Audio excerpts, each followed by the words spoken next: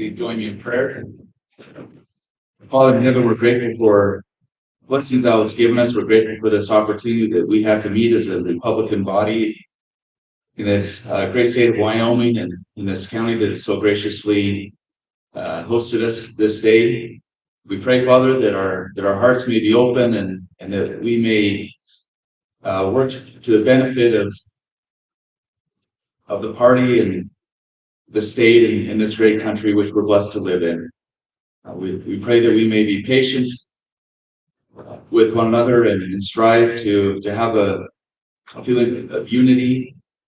And we pray that thy spirit may be upon us, that we may recognize the blessings which we have. We pray for our leaders, both at the national and the state level, that they may work diligently to protect the freedoms which thou hast given us. Father, we're grateful for all that we have, and we say these things in the name of our Savior, Jesus Christ. Amen. All right, thank you, Derek. You may don't even go this mic, I think, over here. The Pledge of Allegiance.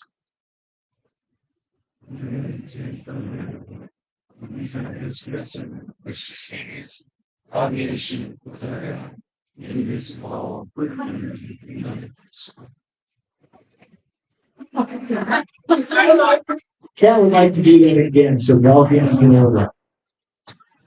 Can you turn the mic on forward? You ready? Go. Now good one? Yeah, everybody. That one more time. Thank you.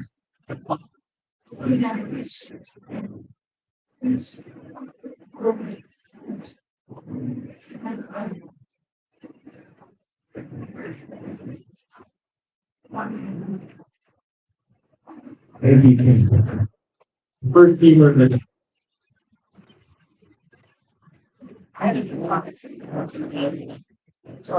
first, should we go and get the roll call? I think our standing secretary will need to take the call.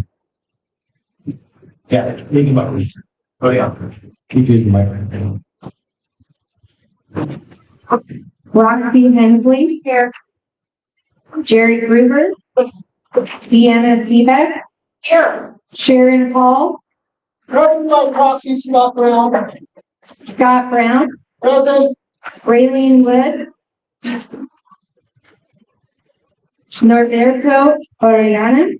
Present. Scott Clem. Hi, Brock. Janet Nader.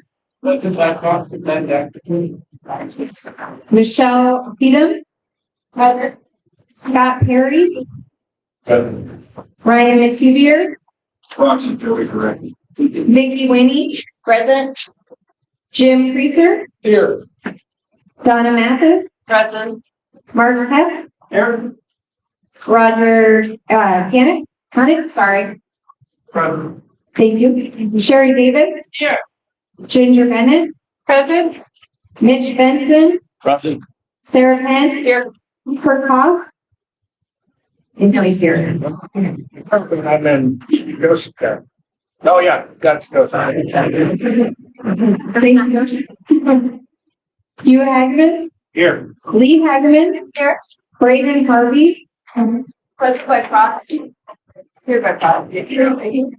Russell, excuse me, Russell Lewis. Cheryl Aguiar. Nathan Williams. Ben Schipper.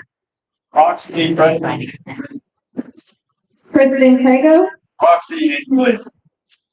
Lorraine Corber. Dave Bush. Linda Heath.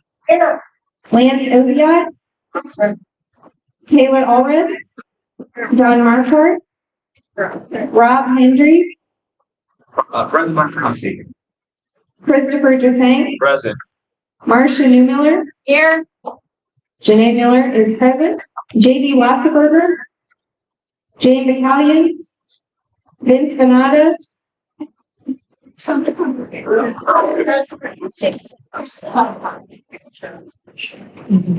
Back Karen Jones. Martin Kimmett. Nicole Forsberg. Gary Kendall. Doug Brickman, Ann Brickman, present by proxy, Ian Harris. Thank you. James Temple, Present. Todd Windsor, Carla Coffey, My proxy thought was good. Right away. Al Summers, Here. Tom Hatch, Here. Susan Neffen. Proxy by Tom Hask. Thank you. Tony Nemeth. Stephen Allen.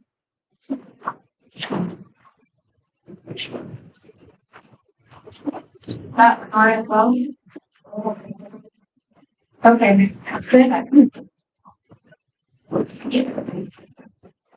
Cameron Hendrick.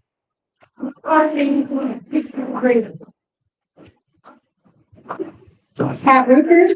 Present. David Stern. Here. Rebecca Bexel. Here. Rowdy Dean. Rowdy Dean.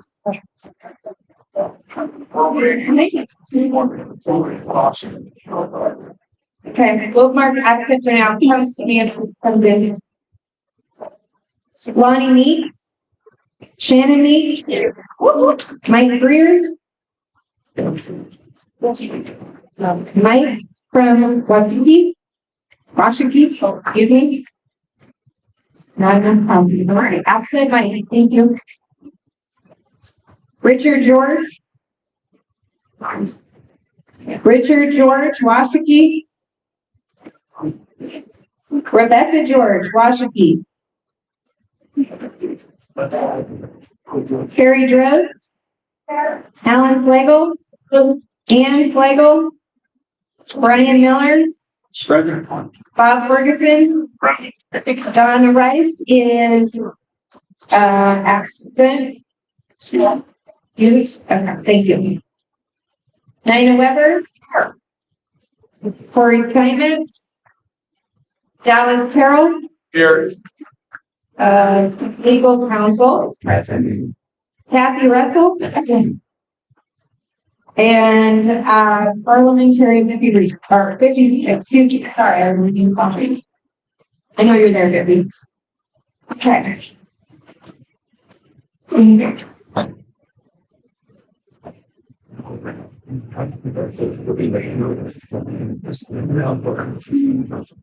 Five absent, that leaves 73 voting members according to my calculation. Okay, I'll let you work up the numbers. I know we're going to be starting on 50% leaders. Yeah.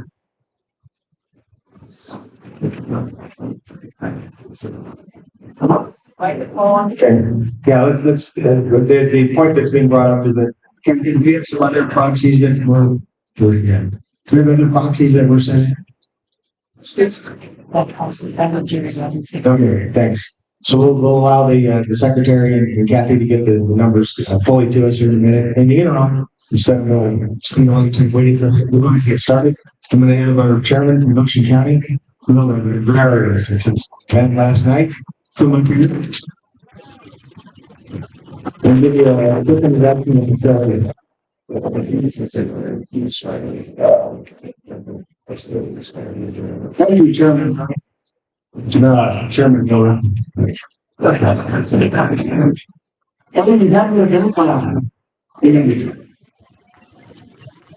My name is Dick Cat. Want to thank you first of you of the State Central Committee, you folks that showed up. Appreciate you coming. Hope you enjoyed that evening. So we'll try to Wyoming. I'm going to repeat a few things here. If we want to know where those are at. You're signing to that exit sign to your right. I put together a bunch of goodies here. As I mentioned earlier, it's complimentary. We don't expect payment for any of that. So I want to welcome everybody here. With that, I don't have a whole lot more to say, except for since I got the state, I'm going to go ahead and leave our attorney's years to the treasurer and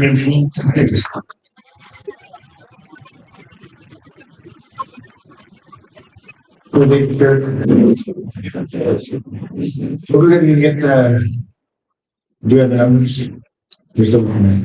Okay, so what are the numbers so you don't miss that?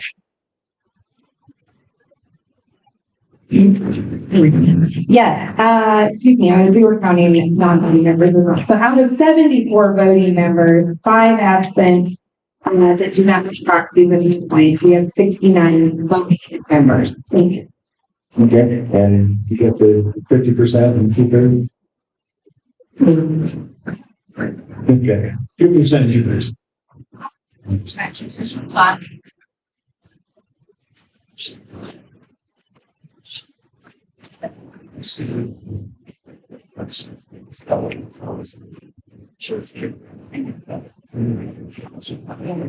That's right, by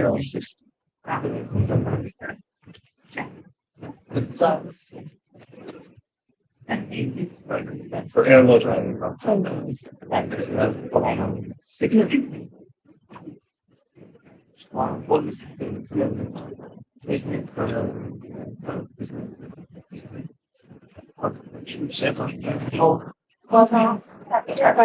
2/3 to 67%. I see you got 35 as the specific time.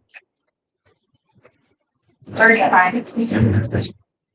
That includes general number. I'm saying, What should be 46?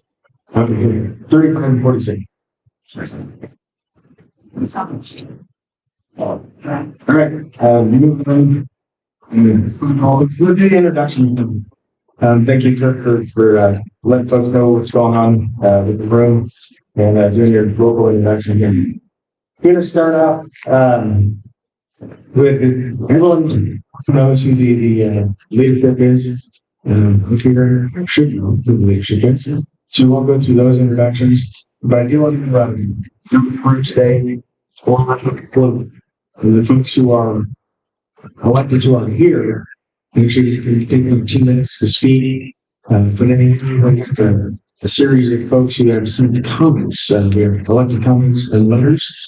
And we go ahead and start with the name on the list here, so no particular order. Nine, would you come up and speak for first of your scenes?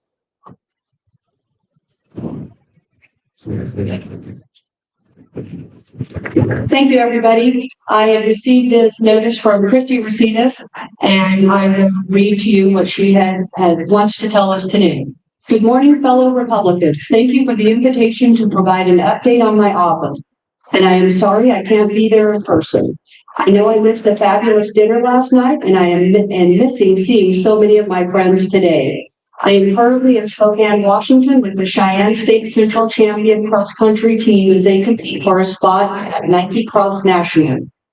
The grit, grace, and determination of these young ladies exhibit should make Wyoming proud, and it gives me confidence in our state's future.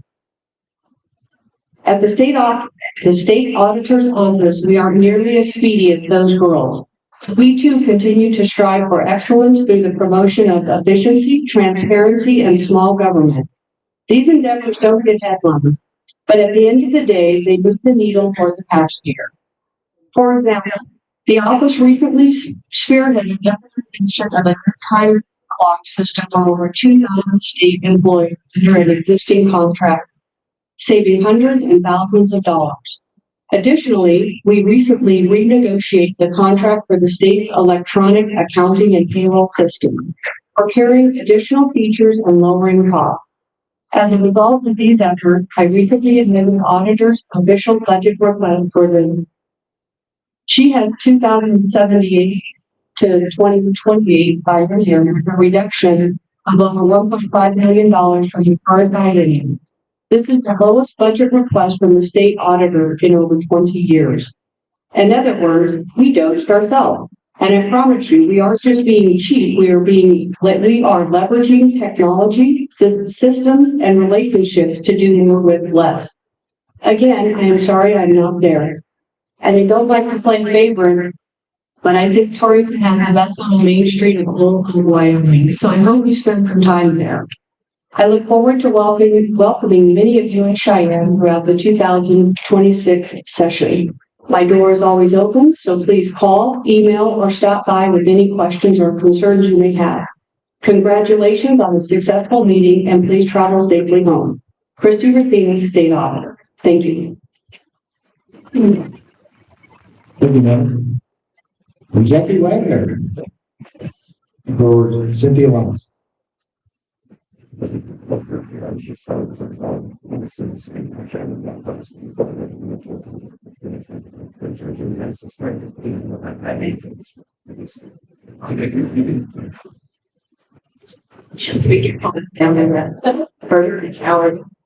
So Senator Bonner sends her regards and says, "Dear Wyoming GOP patriots, thank you for inviting me to join you all today. I'm sadly unable to be there in person because of a prior commitment out of state. I do want to thank each and every one of you for your dedication and hard work on behalf of our party and great state. I look forward to seeing you all again soon. I truly believe that January 20th marks the start of a new era for our country with President Trump's inauguration of the 47th President of the United States. This is actually the first time in my entire public service career that I've served under a Republican president with Republicans controlling the chambers of Congress. I think she has shared that before and said again, I couldn't be more thrilled to finally have a leader in the White House who champions America First principles and truly fights for hardworking American families. Still, it's been an incredibly busy and maddening fall in our nation's time. Chuck Schumer and congressional Democrats chose to create the longest shutdown in American history because Republicans wouldn't greenlight free health care for illegal immigrants or 90.35 in new spending. It's unbelievable they will fight harder for illegal aliens than they do for hardworking Americans. While they played political games, Senate Republicans voted over 15 times to keep our government open and serve the American people. Finally, the government is reopened. And with Thursday, folks.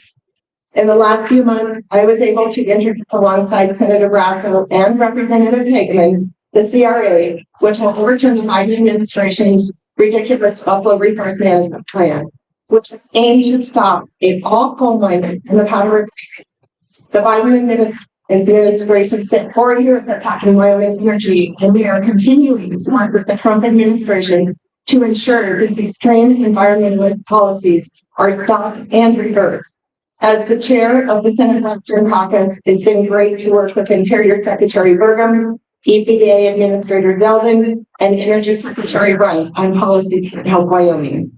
I am also so grateful that President Trump recently pardoned Troy Lake, whose only crime was making sure Wyoming people buses and emergency vehicles could operate in our state's cold winters. For this, the Biden EPA fined him and sent him to jail. I was proud to advocate for him and so thankful that President Trump set things right. It was the right thing to do. Almost exactly a year ago, the people of Wyoming and America made it clear that we wanted change. We saw President Trump's extraordinary courage. In fact, he literally took a bullet for this country, and we know that he represents the return to what made this country great. It's an honor to represent you all in Washington. Together, we are going to restore our country's greatness and deliver on President Trump's America First agenda. As we go into 2026 and this campaign year, please reach out to my campaign manager, Jeff Jackson, and my state director, Jackie Wagner, if you need anything. God bless you all, and God bless America. U.S. Senator Cynthia Lummis.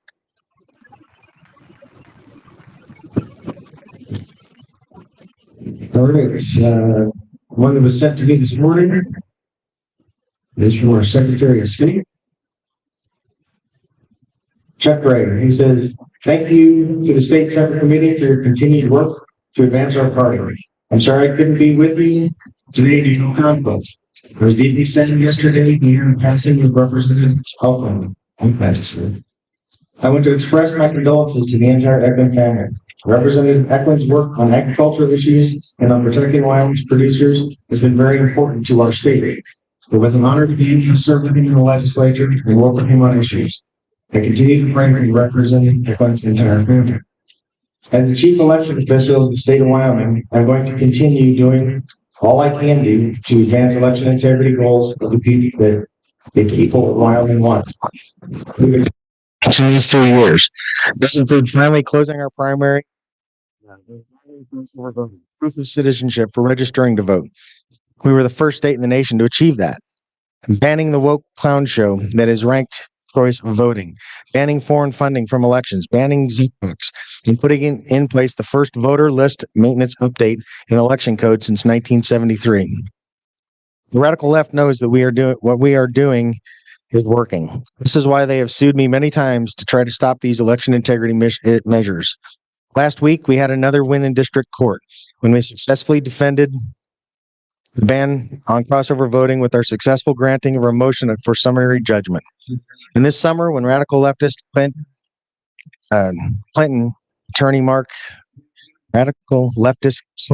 attorney Mark Elias sued us, we successfully upheld proof of citizenship for registering to vote when our motion to dismiss was granted.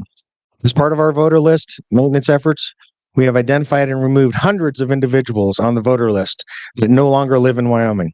We also began a collaboration with the Trump administration to identify any non-citizens on the voter rolls via the SAVE database. As a part of that collaboration, we have identified 3 potential non-citizens and have also removed them from voter rolls, also referring them for prosecution. The radical left and their allies in the legacy media claim that these measures weren't necessary, and once again, we proved them wrong. And we are working on our 2026 budget session. That is why earlier this year, I asked the Joint Corporations Committee to draft a number of bills. Well, they did not agree to draft all of these requests. 11 of those requests were removed or moved forward as the committee bills for the upcoming session. These include pen to paper ballots, banning ballot harvesting, banning ballot drop boxes, poll watchers' Bill of Rights, photo ID for voter ID, and recounts, putting everyone on an equal playing field to stop outrageous behavior. And putting everyone on an equal playing field to stop outrageous behavior from the so-called independent candidates. These are just bills that have passed as a committee-sponsored bills, and there is more to come. We must also continue to push back on a day-to-day basis on the liberalism of Governor Gordon. Woke wind is wrong for Wyoming. That is why we are exposing and also opposing the governor in his attempts to change Wyoming forever with these projects, these wind projects. Thank you for your work for Wyoming. You can contact me 24/7, 365 at 307-251-1372. Thank you. Your Secretary of State, Chuck Gray.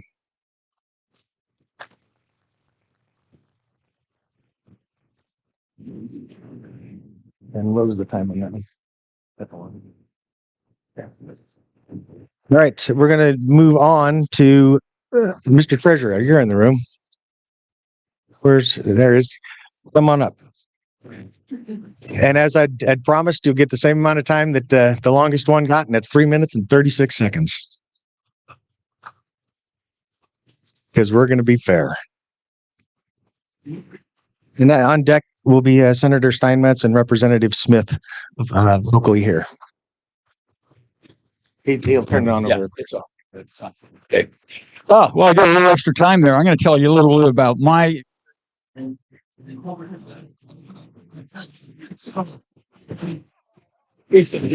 Hello. Okay. All right, Pendergraph. I'm going to talk about him later. Anyway, so actually, I've been in the Republican Party politics since the 80s.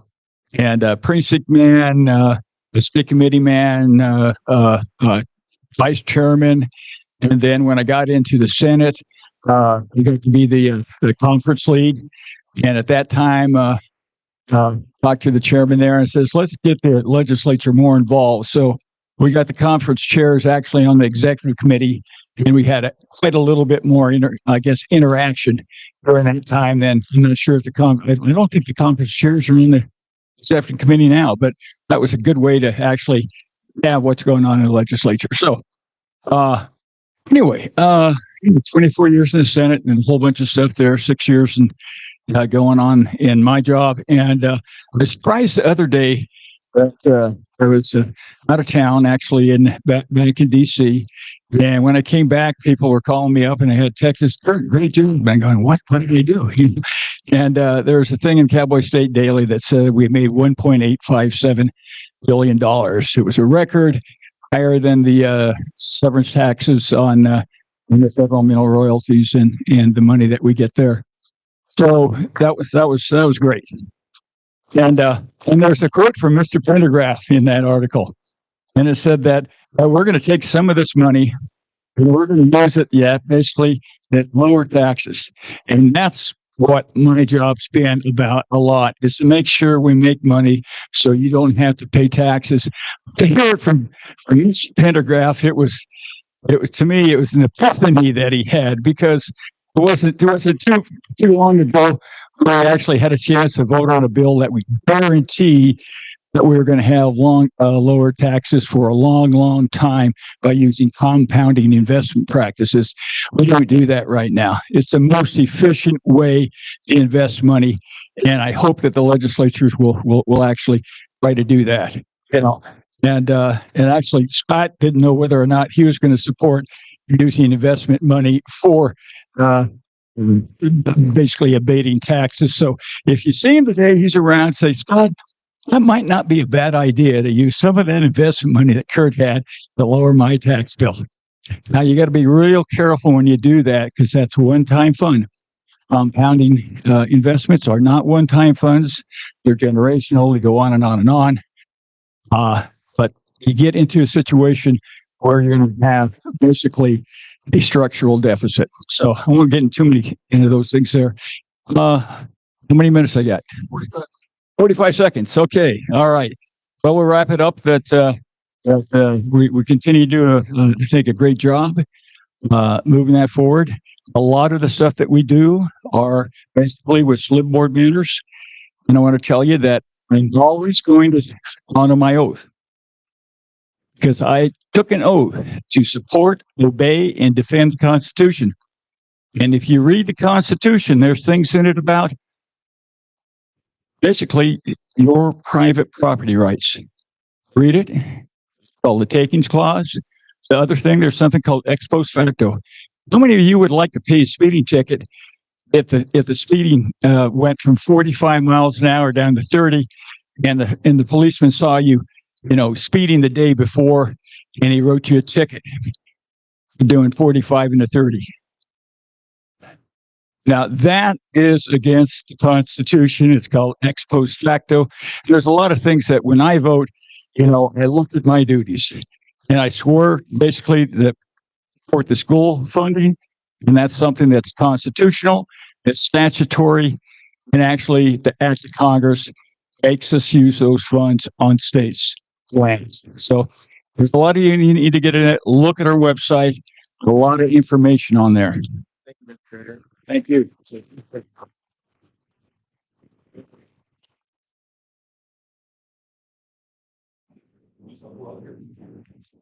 Mike.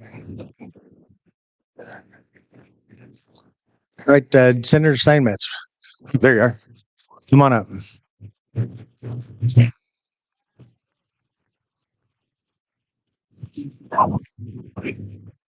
Well, good morning, everyone. Welcome to Goshen County, the cattle capital of Wyoming and the #1 ag producing county in the state of Wyoming. We are so glad to have you here, and we want to thank you for your generosity. For those of you who were with us last night, and our fundraiser was a giant success because of you. And we just really appreciate it. With the election season coming up, we intend to be very active. So thank you. I just wanted to address a few things this morning.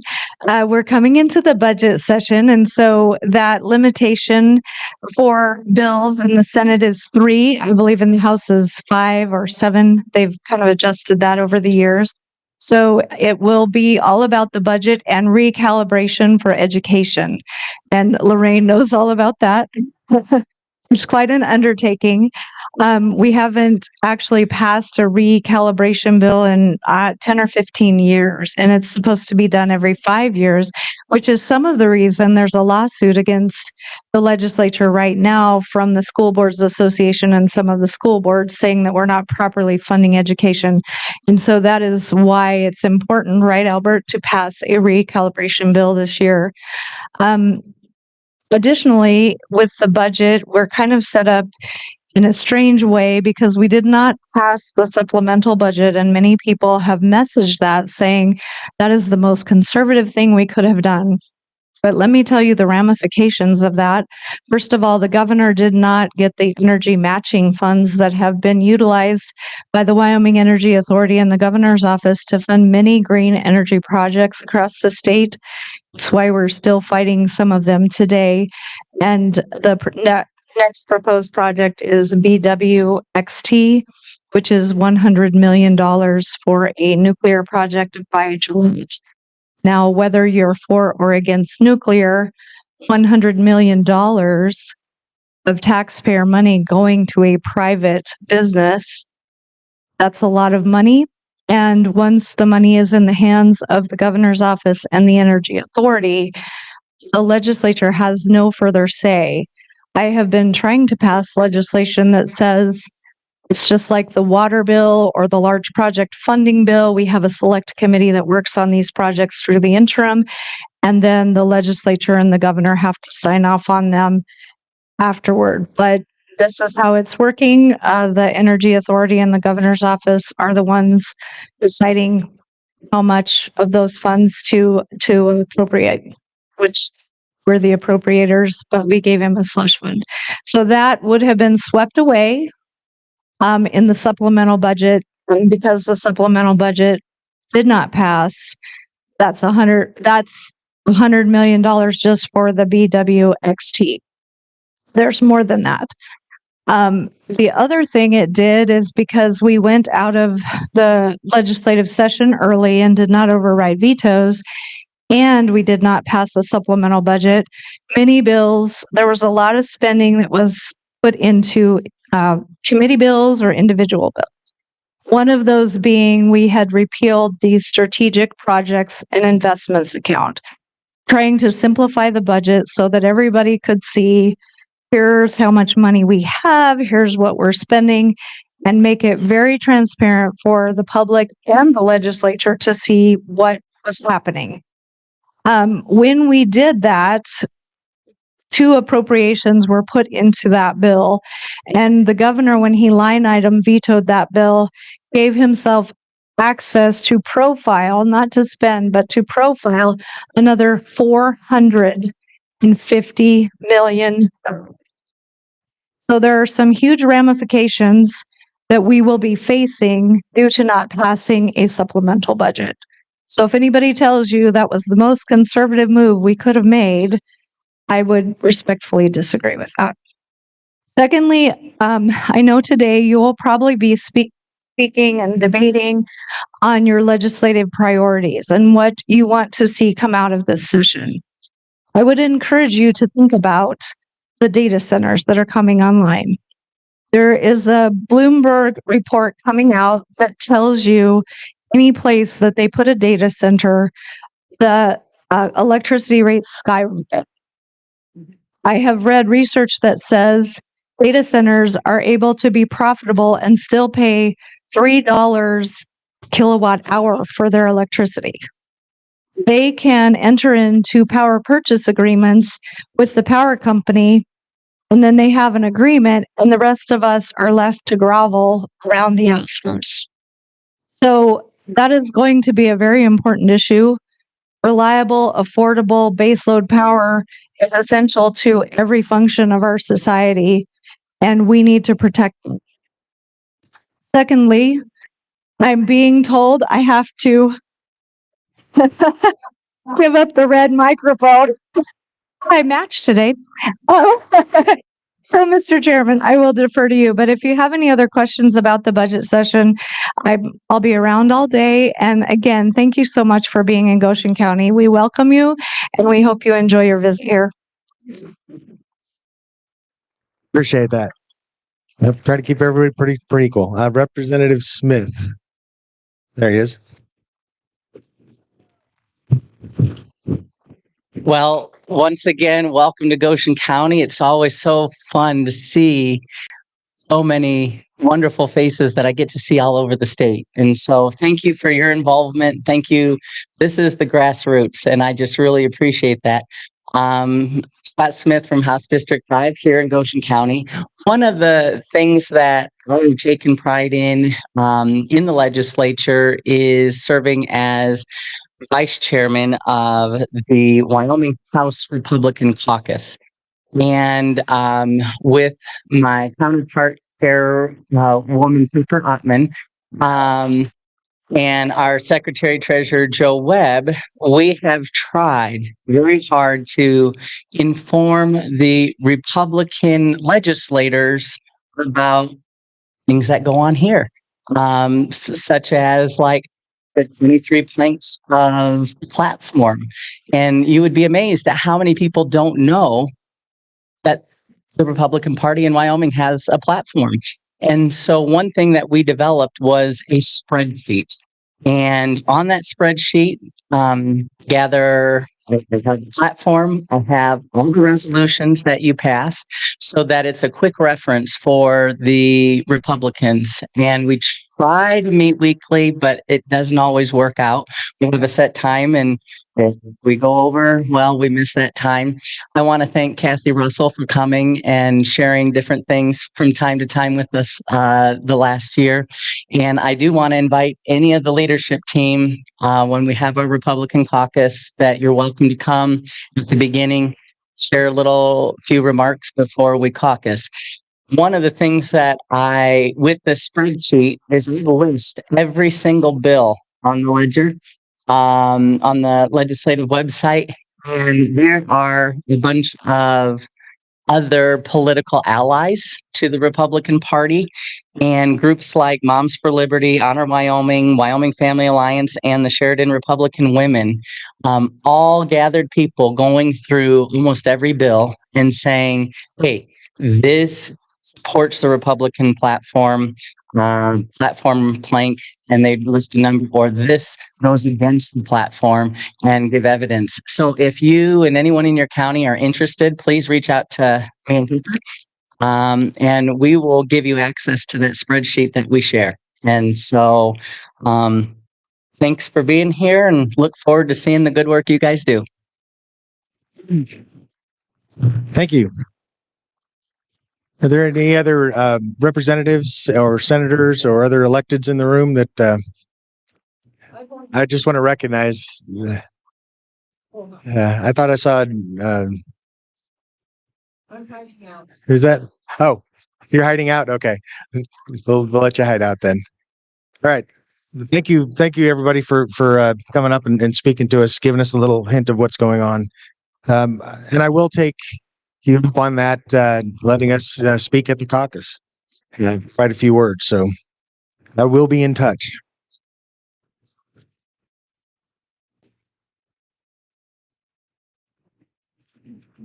All right. Hello, everyone. Welcome to the Goshen County, Wyoming for our fall central committee meeting. Thank you to all who put last night's fundraising dinner together and today's central committee meeting here in Goshen County. And I want to thank law enforcement for being there last night, especially since the events that we've had and the security events we've had in recent. It's great to know that law enforcement is there to back us up, and we're there to back up law enforcement. It is with somber heart that I ask for your indulgence with a moment of silence for State Representative John Eklund, who passed away a couple of days ago, and for Charlie Kirk of Turning Point USA, who was brutally assassinated last month, and the many others who have passed since the last Central Committee meeting who played a role in Wyoming Republican Party saga. Let's take a moment of silence.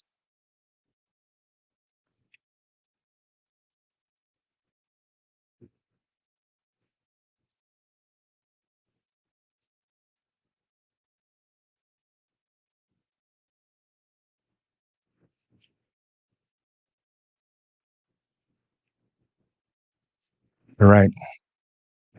Let their memory guide us in the work we do for Republicans across our great state, as they have been a part of the success of our party. On that note, I am thrilled to start today's meeting off on a positive light, as we, the Wyoming Republican Party, is succeeding in our mission as described in our bylaws. And that is so despite the constant negativity promoted by the mainstream press attacking the party and our allies, and the consistent downplaying of the 2025 legislative session successes, because maybe we didn't get 100% of what we expected in that session. Remember, our legislators in both houses passed election integrity, pro-life, Second Amendment, property tax relief, and many other bills that stemmed from our party platforms, our resolutions, and our legislative priorities as determined by the members of our party. Our legislators in both houses overrode outlandish vetoes multiple times in this last session, after failing to do so in the previous session. Shockingly, so I say, as similar bills originally passed with a 2/3 majority vote in that last session. But I reiterate, that 2/3 majority in both sessions occurred, and yet we could not get enough votes to come back into session in 2024 to override those vetoes. We did that in 2025. To our members, it made no sense. And I believe that it led to the greater numbers of conservative Republicans being elected last year. So that's another success that you all and precinct committee people in your counties have had. The messaging this year has noted success after success during and after the last session. Yet the press and some of our own who are not satiated with the unmatched success we had last spring continue to call that session a failure. It was not a failure. It was just not as great as it could have been. And I'll argue it should have been better than it was. If we had been more engaged, more directly as a party with our legislative teams and had been set up to rally the 212,000 registered Republicans across the state to the cause by them sending emails, making calls, and putting forth a very direct demonstration of just how important that legislation was to get passed. We need to do a better job of that. This coming session is no less important, and I would say even more so, as it is a budget session where the decisions are made to appropriately fund the items we as Republicans care about. To that point, as we start this meeting today, I want everyone to keep in mind our mission as a political party, as the Republican Party of Wyoming, and set our sights on the target. We are working to get Republicans elected across the board to support party platforms and who are accountable to their constituents, us, to the 212,000 registered Republicans across the state, put them in office. That is our job. Our mission as a central committee. We need to work together to make that happen. We need to leave personalities, personal ambitions, and egos at the door and do our jobs that our voters and our families of those voters expect. It doesn't mean we compromise our values. It means we focus on the end goal and support our party's values as outlined in our platforms. Read them, know them, and exhibit them in all we do. That is how we succeed as a party. That is what we need to message. And that is what we need to do to continue winning more and more in legislative session after legislative session, in every county commission, in every city council meeting, in every school board meeting, etc. Focus on the mission and we will succeed as a party. Now let's get this meeting rolling.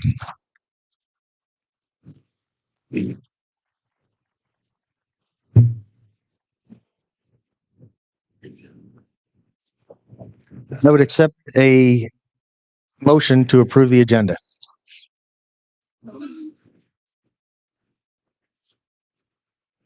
All right, it's been properly moved and seconded. So you guys tracking it? We'll get it off the notes. Is there any discussion on the agenda? Mr. Chairman, Yes. do we need to remove section 8 because we kind of already had public comment from the elected officials? Well, there's still public comment. Okay. We've got elected officials. Right. Okay, the question was, and then let's make sure we use the mic when we talk. When we recognize folks, come up to the mic, actually speak. To lay some ground rules for the day. There's a few ground rules, I guess I should lay. The green mic is for, the red mic is against if we're doing actual motions and going back and forth. I also want to note that we do have a press table in the room. How many press folks do we have in the room? I see CSD here. Any others? Note that there is a press table on the side. And for the press, when you come up and you're taking pictures and all that, please come up from my right instead of cutting through the crowd. Because the only people that should be on the floor are our members. So I appreciate that. Any other ground rules I need to set? No. All right. Getting back to the comments. Is there any other discussion regarding the agenda? Any other discussion? Any other discussion? Seeing none, we'll proceed to vote. All those in favor of the agenda as proposed, say aye. All those opposed? No. Okay, motion carries. We're going to start off the meeting here with parliamentary refresher. And our parliamentarian is going to go through that with you. You should have on your table, right? We got it out there for everybody. You should have on the table how we run meetings. And we are going to be, I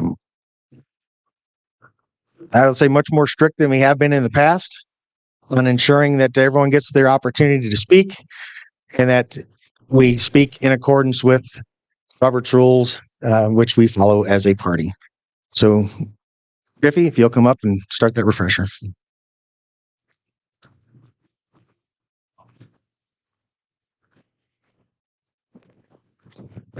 Not as tall as you are. So this body has reached a fun little situation where there's a lot of new faces that are a little bit uncomfortable with debate, and a lot of old faces, not old, but long time faces that have gotten a little bit too comfortable with the debate. So we're going to go through, everybody should have one of these on the table. We're going to go through just the basics of decorum and how we should be debating with each other. When you guys want to say something, you must have recognition from the chair in order to do that. He will nod or point to you or call out your name or whatever. That gives you the right to speak. When you are speaking, stand, come to the mic, tell us your name and the county that you are from. It helps our secretary keep track of who is saying what, but it also helps everybody in the room get to know each other a little bit better. All of your remarks must be addressed to the chair and not to each other. We are debating ideas and not people. Only one person may speak at a time. You guys are not great whisperers, and it is very distracting to have side conversations going on all the time. It makes it hard to hear. If you need to have a side conversation, take it outside, please.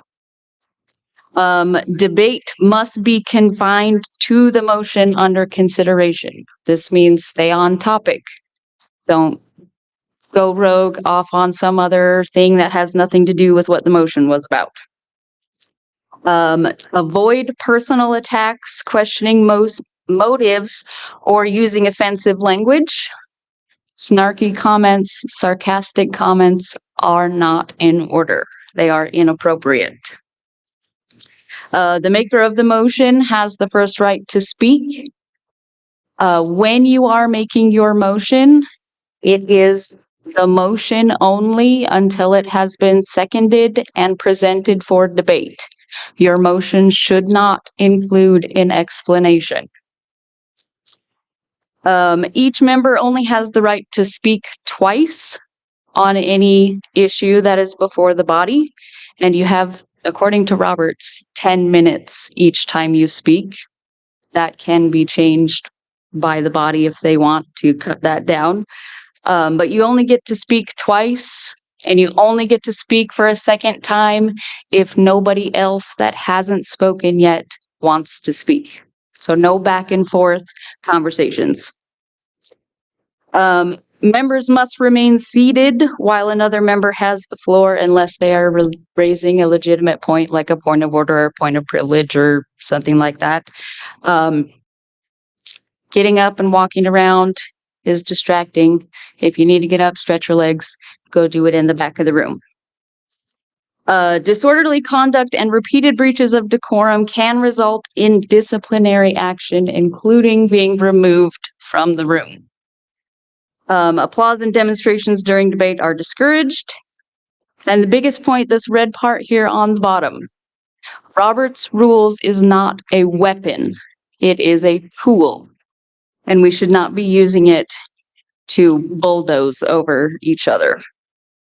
Also on stapled to the back, I created a very simple cheat sheet for how to make motions and bring up issues. It tells you what it is that you want to do, how to say it, and the requirements for how that motion is passed. Also, I am always available if you guys have any questions about parliamentary procedure or any of that kind of thing, come up and talk to me afterwards. Also, I would suggest that you guys hold on to these because they may be valuable when it comes time for your county conventions coming up in a couple of months, and those might be helpful.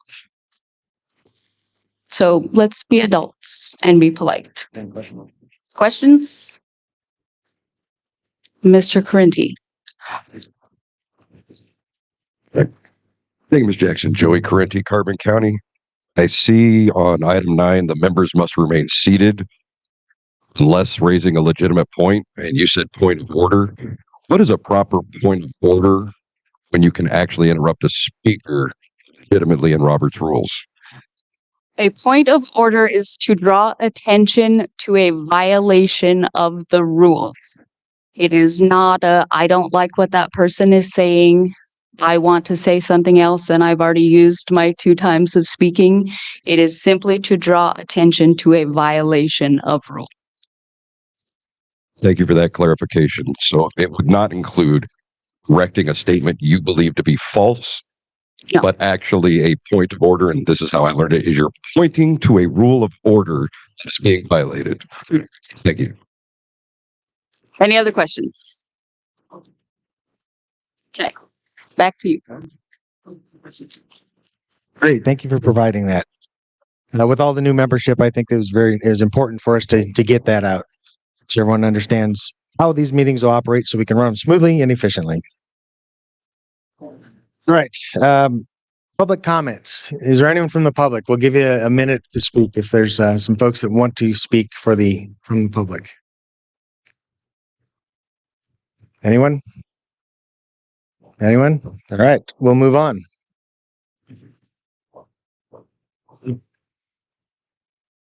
Our stand-in secretary, would you like to go ahead and work the minutes?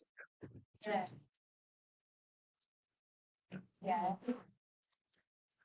you get her? There we go. Thank you. Yes, Janae Miller standing in for Donna Rice. We do need a review or corrections of the minutes from August 23rd, 2025. And I believe Kathy Russell does have some items to add.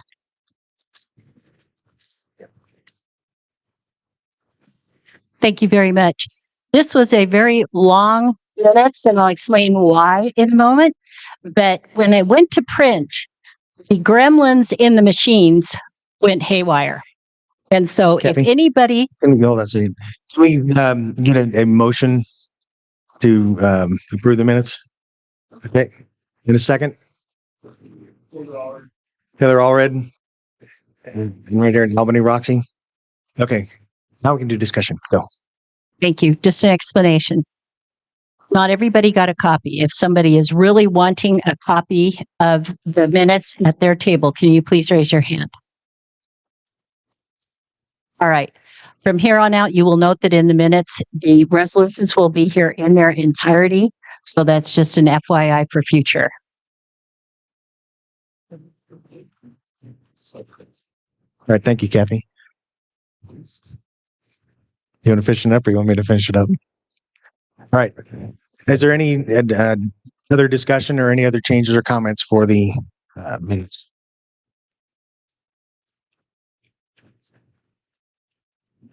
Go ahead. Mr. Chairman, immediately underneath the Wyoming Republican Party logo, we have W. Frank Ethorn and David Holland as the chairman and vice chairman. And that needs corrected.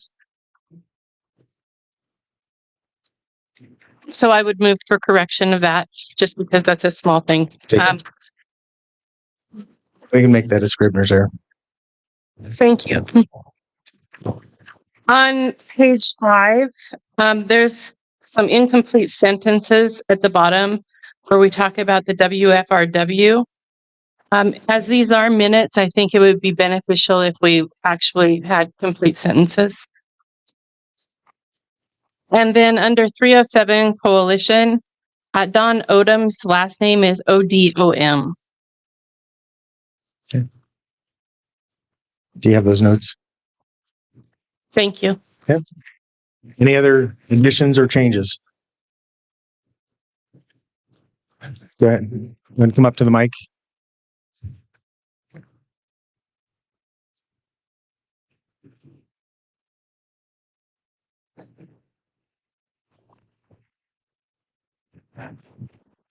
Again, on the names at the top, Bob Ferguson is not the treasurer. He's vice chair, just another Scribner. We'll correct all of those. Let's make sure we get that corrected in our template. Any other corrections or comments? All right. Seeing none, we'll go ahead and proceed to vote with the corrections as noted. All of those in favor of the passing the minutes with the corrections noted, please say aye. All those opposed? Say no. All right, motion carries. Minutes are approved. Oh, I'm sorry, Marcia Neumiller from Natrona County. I noticed on page 7 that it says that 2026 Convention Planning Committee, that Janet is still listed as the chair, and I believe that she withdrew at that meeting. Is that correct? Should that be noted? But Oh, okay. that was in an executive committee meeting, so we'll take care of that. Okay, thank you. Okay, minutes were approved as they were read earlier, and that's one of the announcements I was going to make to the body, so I might as well do it now. Is Janet had been chairing the convention committee. She's had some personal health issues and some things that came up, so she has stepped down as the chair, and we'll be announcing a new chair here before too long. So I'll go ahead and get that out while we're here.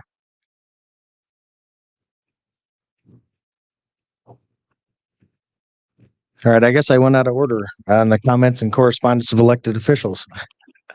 So is there any objection from the body to go ahead and move across that section now? Yeah. Nope, nobody caught that. All right. All right, we'll move into the chairman's report.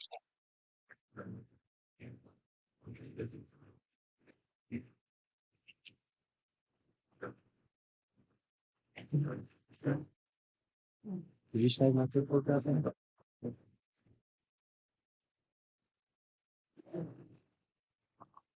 Can't snag my paperwork. All right, for the chairman's report, I'm going to stick to the script to get through this. Had a long discussion yesterday in the executive committee meeting. This will not be that long. Since we don't have a lot of time to cover everything that we went through yesterday, unless we want to go through an hour more again, I'll just get this overview. There are two big items that have taken up a bulk of my time as the chairman here recently. Other than normal party business, we've been dealing with legal actions, and we've been doing some work with the legislature. The first, in dealing with legal actions, in particular the Hot Springs election complaint that began before I stepped into this position. The initial hearing that was held lasted 4 hours. In the end, the judge in the case was not swayed by any of the parties in making a summary judgment, or as we desired, to dismiss the case. That noted, the judge in this case decided he wants to hear the case out, though he also noted that he expects the legislature to address key items in the coming session continually, or that will bring clarity to multiple issues that have been brought before the courts over the years. In fact, the final hearing is actually going to take place about a week after the 2026 session ends. Also of note, the judge stated that he had to work hard to get the Attorney General's office to come and testify on behalf of the state statute being constitutionally sound, which I found interesting at this stage in the process. The judge also introduced additional topics beyond the scope of the complaint, noting that he would include them and would allow the plaintiffs to address their argument accordingly. Again, I found that very interesting, and you all should know that. Bottom line, there are several steps that we will be going through before the final hearing. One of those items that was brought to my attention is the way that we as a party have historically pursued these cases, with a single lawyer working both trial actions and providing advice on daily operations. And that is fraught with potential conflicts of interest. Because as we're working things and we're talking about events in these meetings and in executive committee meetings, they could have an impact on the case. So I brought in an additional legal team member under the same financial arrangement that will split those duties. And this new legal team member will be taking over the Hot Springs case, although I do need to talk to the defendants on that side to make sure that they're good with that. The second topic area I want to inform the body of is linked actually to the Hot Springs case and others that have continually kept us in a nearly continuous state of litigation over the years.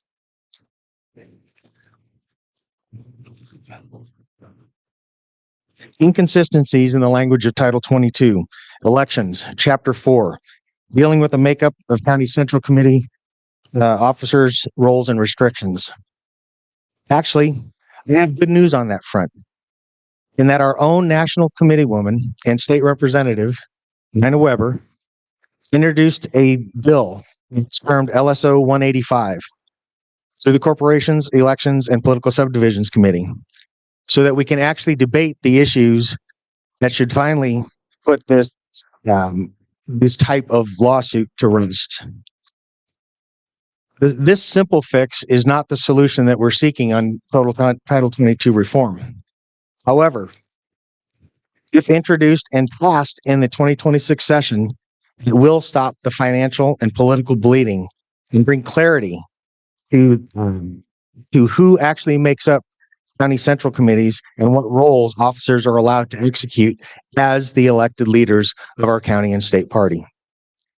That said, in your packet today is a copy of the testimony I provided in support of Representative Weber's bill, along with 2 supporting documents.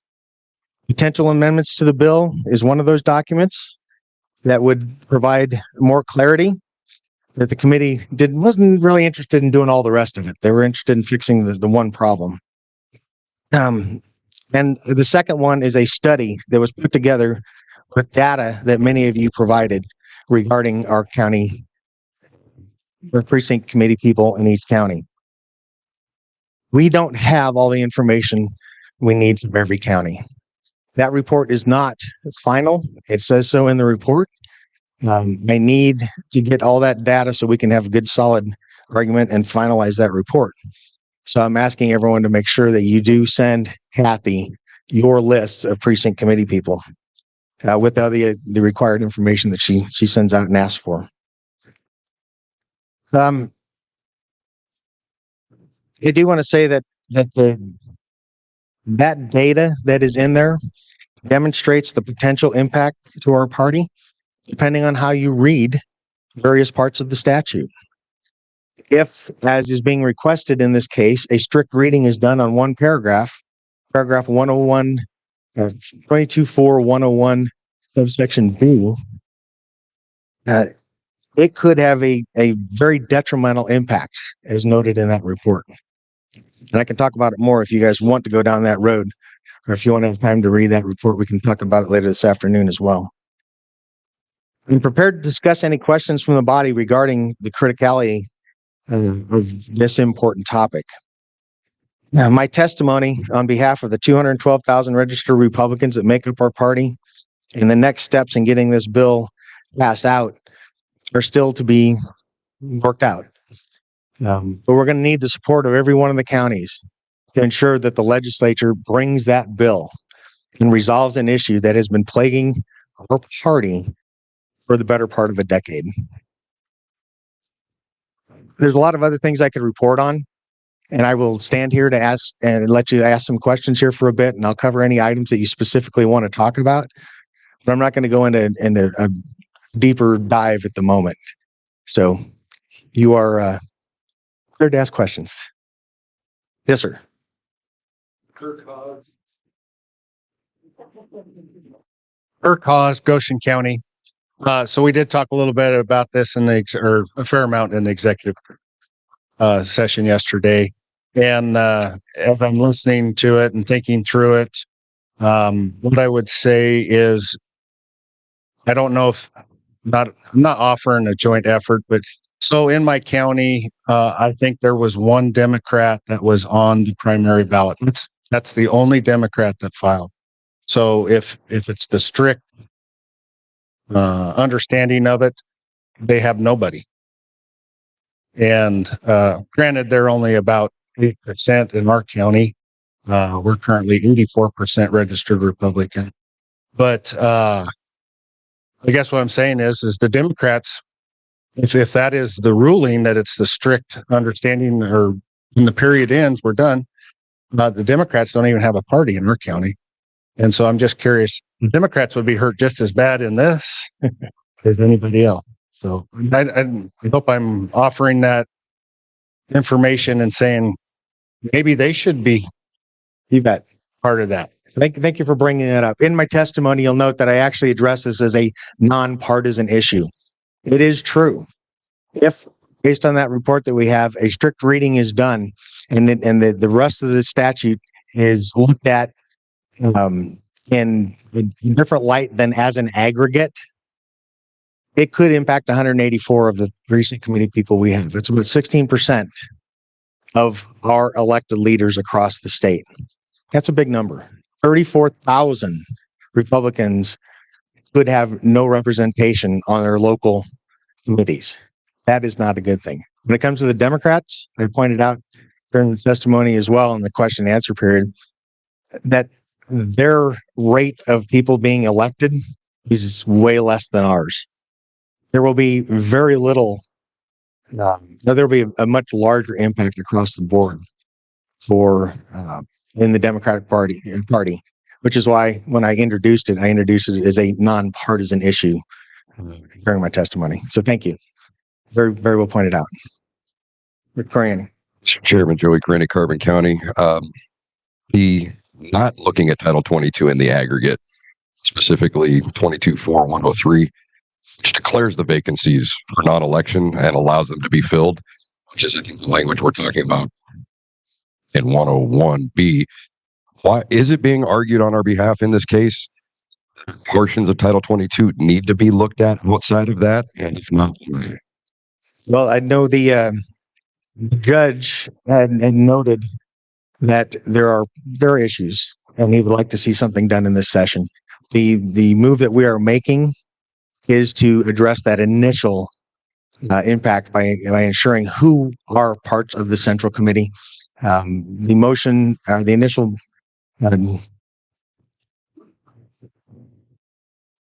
amendment that was a part of LSO 0185 addressed pretty much all we needed. We were trying to add, as you'll see in the package, a specific portion that adds what's in 103 to that first paragraph in dealing with the, as you can read through it, in dealing with properly, what's the word, ratify or selected and ratified individuals as county central committee members. Sorry. thank you for that clarification, Mr. Chairman. So is it or is it not being argued in this case that 22-4-103 is in existence in Title 22? I'll turn that over to our legal counsel.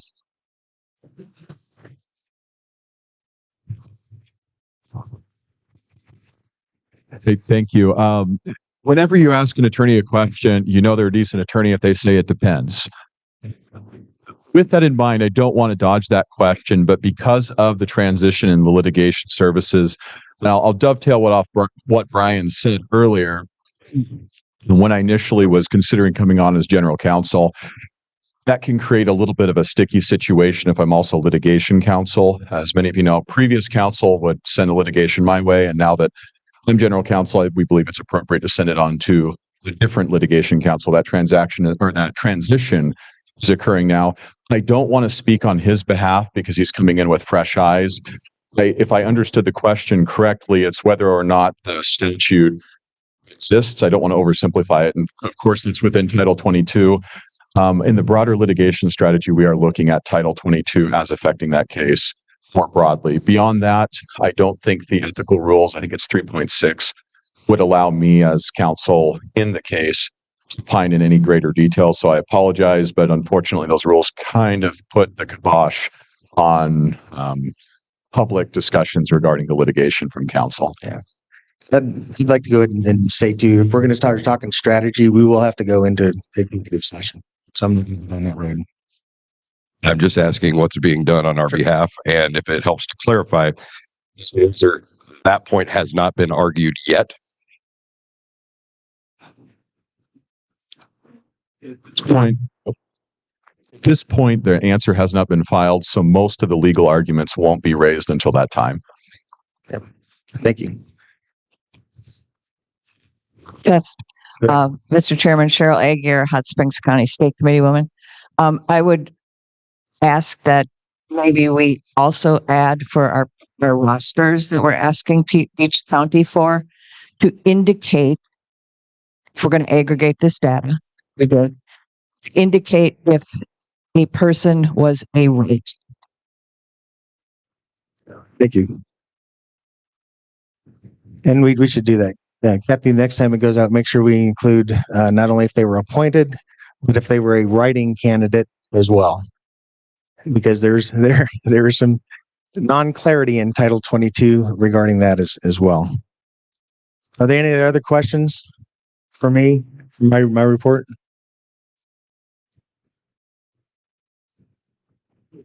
All right. We'll move on. Go with the Vice Chairman's report.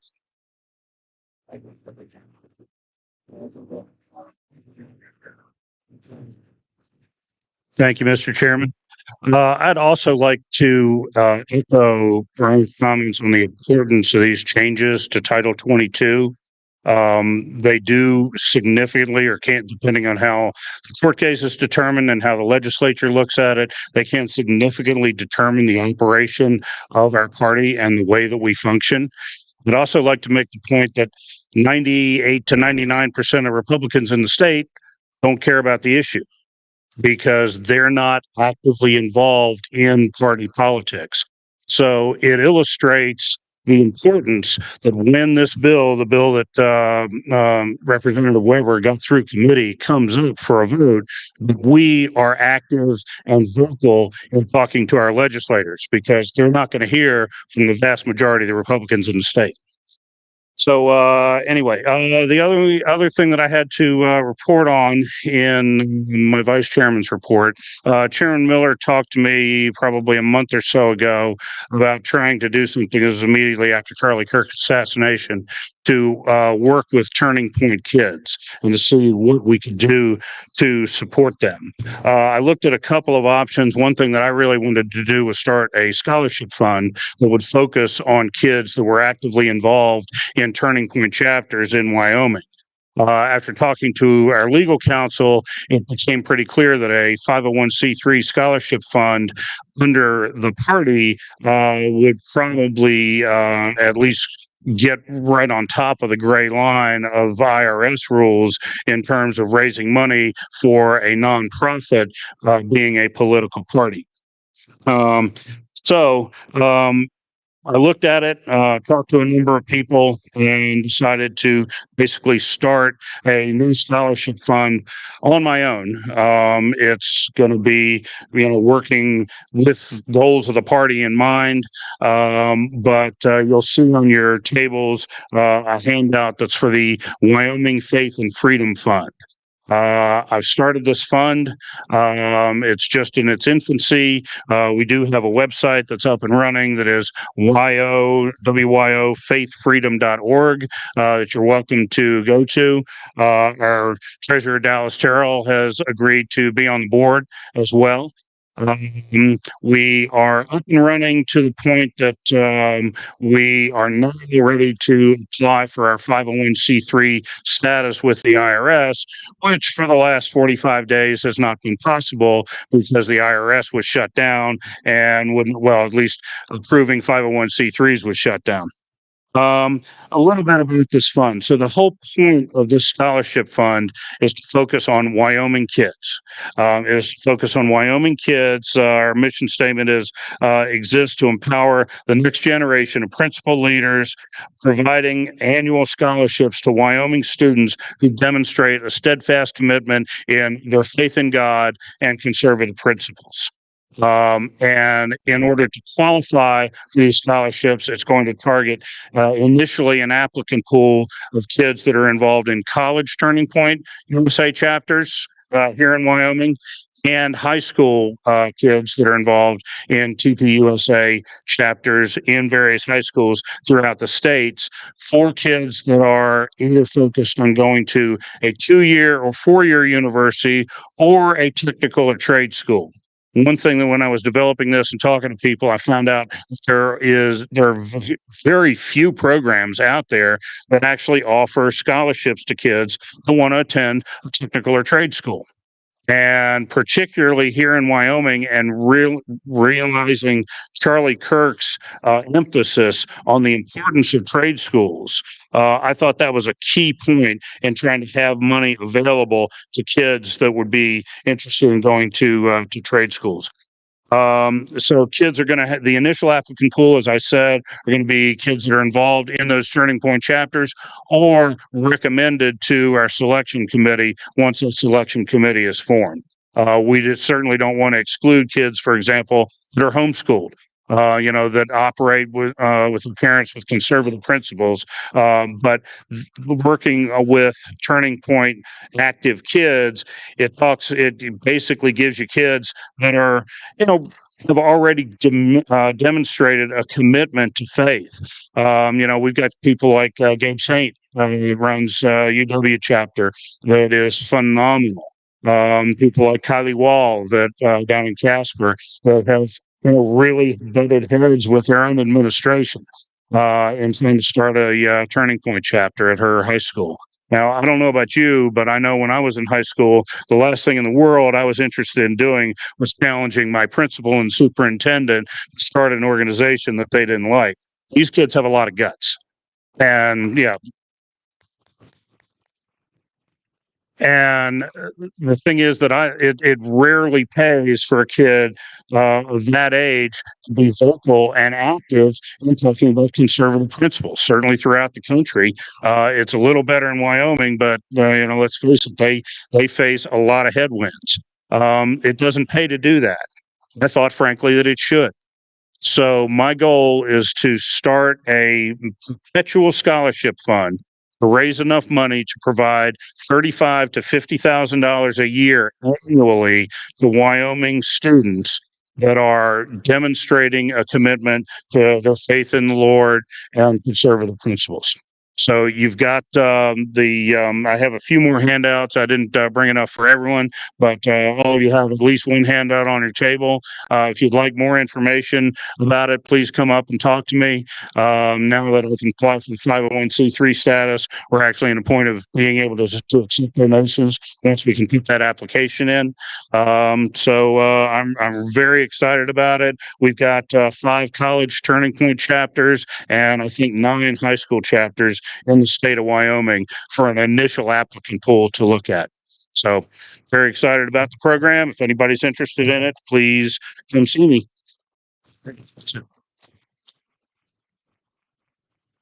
All right, I need to do some clarification on that. This is a distinct and separate organization from the Republican Party. What I had originally asked was to look at how we can bring the youth into this, and looking specifically at the Turning Point side and Young Republicans and other groups. As was noted, it would be very difficult for us as a party to interact with 501c3 without violating various federal laws when it comes to the FEC in particular and the IRS. So it's great that we have something happening. It does not end the fact that we are going to continue working to bring youth into the party. And that's something that Bob will still be working on the side. But I did want to make sure that everybody knows that this is a separate and distinct organization from the Republican Party. National Committee Woman. Thank you, Chairman. Thank you, Chairman Miller. My name is Nina Weber. I am the National Committee Woman for the state of Wyoming. I'm going to kind of go over a couple of things, one from the national level, the state level, and then down to the county level. First of all, thank God the shutdown is over. We know that the Democrats tried to shut down the government in an attempt to extort the American taxpayers for hundreds of billions of dollars for illegal aliens. President Trump and the Republicans never wanted a shutdown. President Trump fought to protect the American people and minimize the harm from the shutdown by finding ways to pay service members, finding money to pay for WIC programs, finding money to pay FBI agents, and keeping our national parks open where he could. Thank you, President Trump, for protecting all Americans. I know the business of the people on the national level and on the state level will be, and of course our county and city level will be what's going to happen next, and our focus will be on the midterm elections. We know it's going to be an uphill battle, and we know that we're still doing things the right way. As Chairman Miller had mentioned earlier, in the corporations election and political subdivisions, we had quite a few election integrity bills come through. There were one on random hand counts, elections, hand counting for recounts, poll watchers, Bill of Rights, independent candidate requirements, voting machine and system testing, acceptable ID revisions, and ballot harvesting, as well as the problems that we face within Title 22. I voted yes on all of those. I'm happy to discuss any and everything with anybody if you would like. I'd like to give a big thank you and of appreciation to Goshen County and to the Republican women. This is a great place for our meeting, and I'm so happy to see so many people here.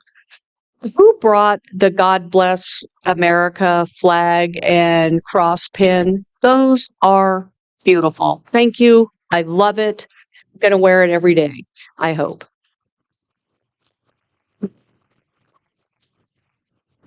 Finally, I would like to recognize all the guests that took the time to show up to our State Central Committee meeting. Thank you. Thank you for being here. It's important. When Republican values win, Wyoming wins. We win because we're Republicans, because of the grassroots, and because of you getting involved. Thank you. If you have any questions, I'm happy to take any of them.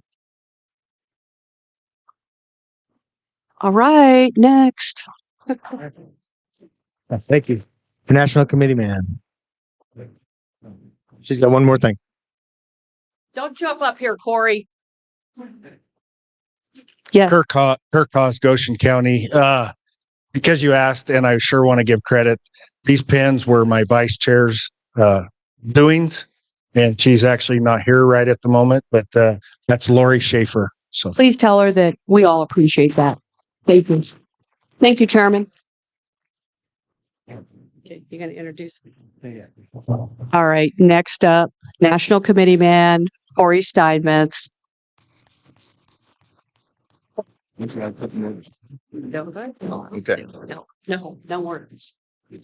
Yeah, weird having the mic like on the right side of the podium. No, when you're the last one to go and give your report, everybody's pretty much already said everything. So bear with me a little bit. I'm going to be the 9th person to welcome you to Goshen County, my home county. Just a few things going on at the RNC.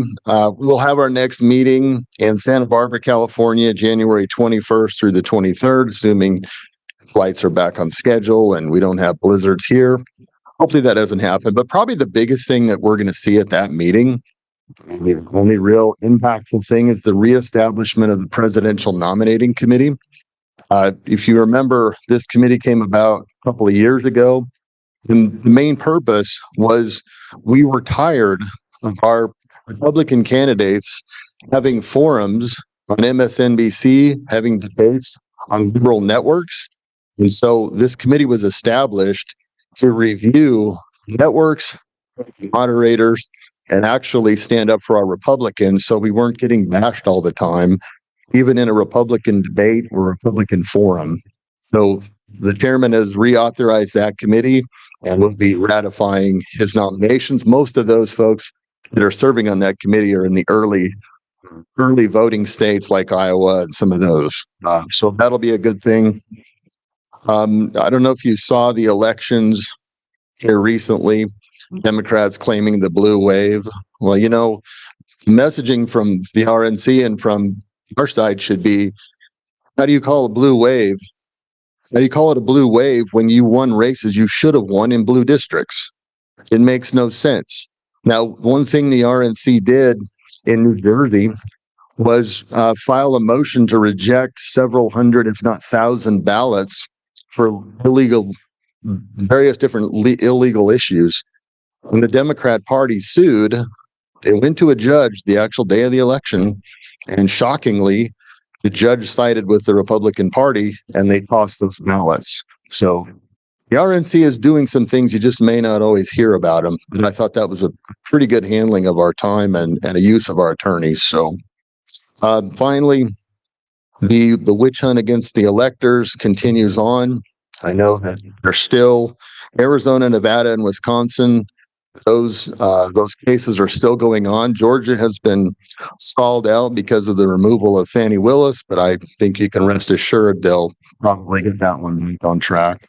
Pardons that President Trump did only affect potential federal offenses, not state offenses. So we do have a number of our RNC members in those states that are actually being sued. So we're going to keep an eye on that. Hopefully, they'll get resolution on that. But you know what their premise of their argument is? What their legal claim is? Forgery. Forgery. For signing those documents as electors in the event that, you know, that it was proven that there was election fraud and we needed to have electors go and stand and cast those ballots. So that's what they're charging them with, is forgery. If you can believe it. The left does whatever they can to beat us, but you know, like Trump says, we do have a lot of winning going on, and we're going to keep seeing that. So anyway, that's all I've got to report today. Thank you guys again for coming here. Did you have questions for him? Do. I'm going back up. Mr. Chairman, I have heard rumors that in the New York City election, that the Muslims were keeping people from going to the polls forcefully. Do you know if the RNC is looking into that to find out if it's true, first of all? And second of all, are they planning to do anything in the event that it is? I can't answer that question. I don't have any information on it. Do either of you guys know? We will ask and see. Thank you. Yeah, you bet. Sorry, I should have asked if anybody had any questions. Anybody else have any questions? All right, thank you. All right, thank you, Corey. Marty, do we have any of the coalition folks here? And you bet. And let's keep comments down to about 2 minutes for folks. Or if you're going to give the report, that's even better. Well, yeah. Multiple. Okay. You want me up there? Or? Up here is probably better.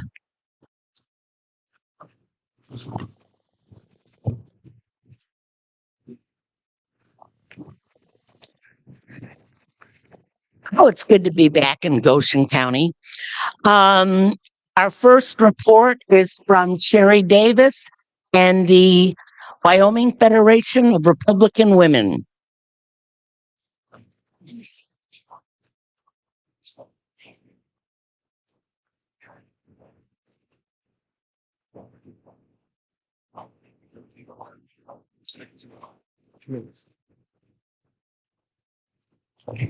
Thank you, and it's great to be here. It's always great to be in a room full of conservatives fighting for conservative ideas, values, and beliefs, and that's who we are. I was privileged to go to nationals for the National Federation of Republican Women, and I was not alone. Wyoming was represented by Crook, Sheridan, Fremont, Laramie, Natrona, Campbell, and Weston County. Now that's pretty good for Wyoming. You know, you heard me say we're defining a woman, and I get tired of saying it, but we had to do it. I was there and someone brought up their phone, said, let me show you the picture of why this got started. And that is some of what was going on in nationals. Well, we did pass what a woman is, clearly. We also passed that at our state convention, and every county should do the same as well. Not really been a problem in Wyoming, and we don't want it to become one. So we also did elect some conservative leadership, I believe, and that matters. As we know, things at the top affect what goes on everywhere. So we're pleased with that. We had some incredible speakers. It was highly motivational, and I got to tell you, people serving Christ on top.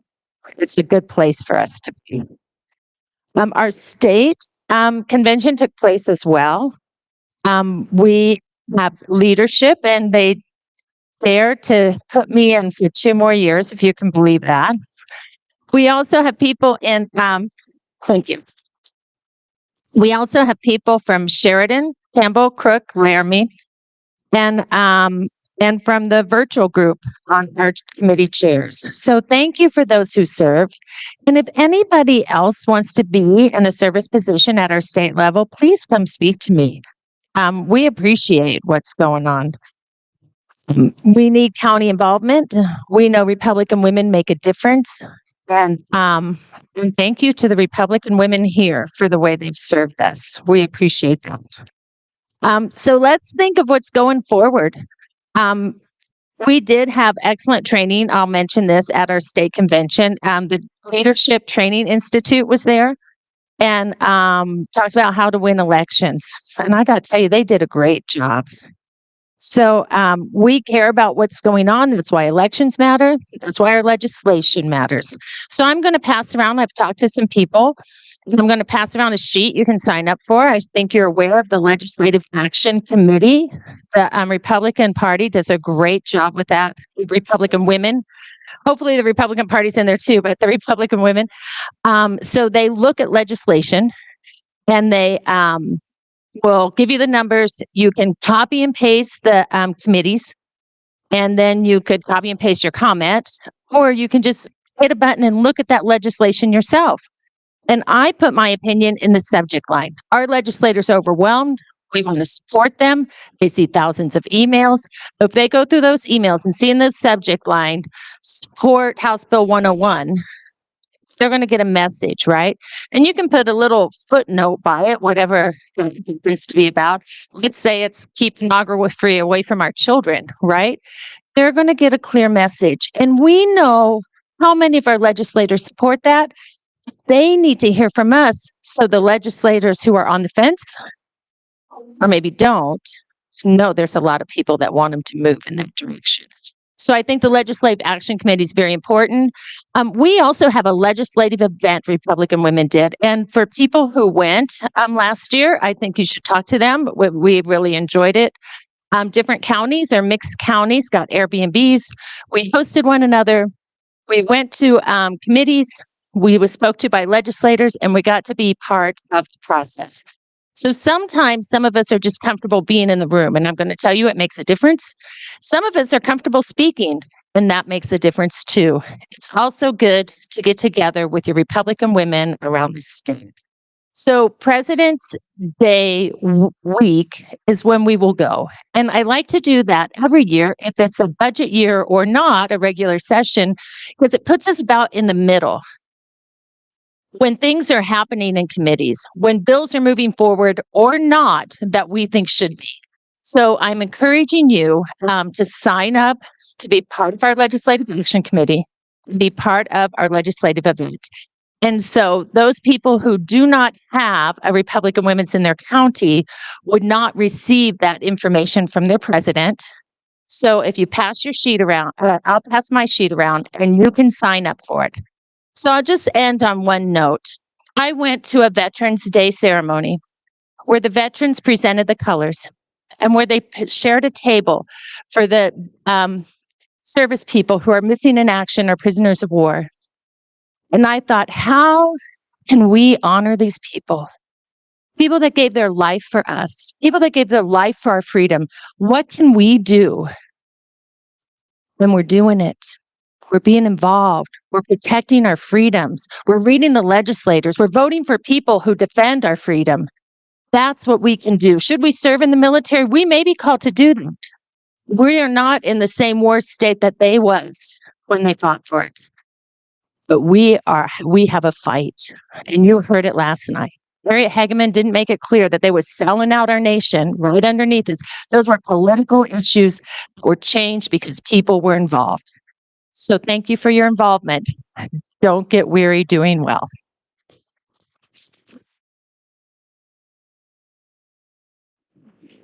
Thanks, Sherry.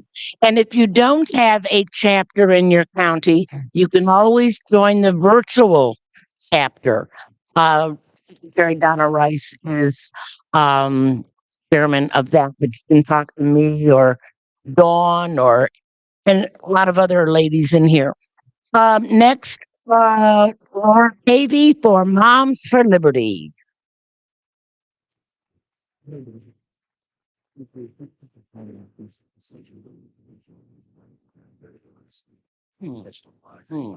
We'll talk.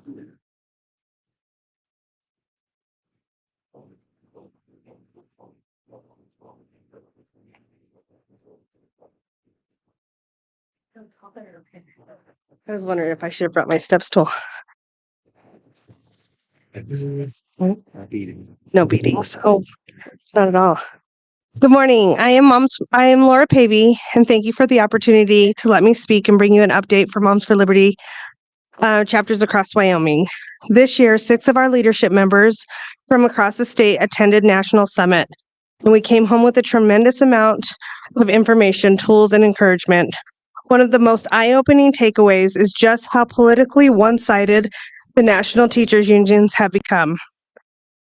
Nationally, they donated 98.46% of their political money to the Democrats. Here in Wyoming, the WEA donated 97% to the Democrat candidates. The NEA and ATF, or AFT, are major sponsors of the No King rallies held across our country. This matters because parents deserve transparency, balance, and accountability, especially as we move into an era where AI is entering our classroom. How it will be used, how students' data will be protected. We must stay proactive and advocate for safeguards that protect students and the rights of our families. In Natrona County, we stepped in to support Kylie Wall and her family as she launched her TPUSA Club America chapter at Natrona County High School. In Hot Springs County, our chapter has built strong relationships and positive working relationships with the superintendent, proof that collaboration is possible when parents are welcome at the table. In Uena County, Tina Johnson completed a deep dive investigation series on teacher unions, K-12 DEI being used in many of our schools' curriculum. Her Substack has sparked a very important conversation about transparency and parental rights. In Laramie County, members have been building relationship with legislators and are always ready to testify on important legislation. In Sweetwater County, we have had major progress in District 2, including getting libraries online so that parents can review the material. But in District 1, as many of you have seen in the news, parents are facing serious concerns and are seeking clear accountable paths to hold their districts accountable. Together as a state, we distributed over 8,000 constitutions this year with the help of many of you and the 917 Project.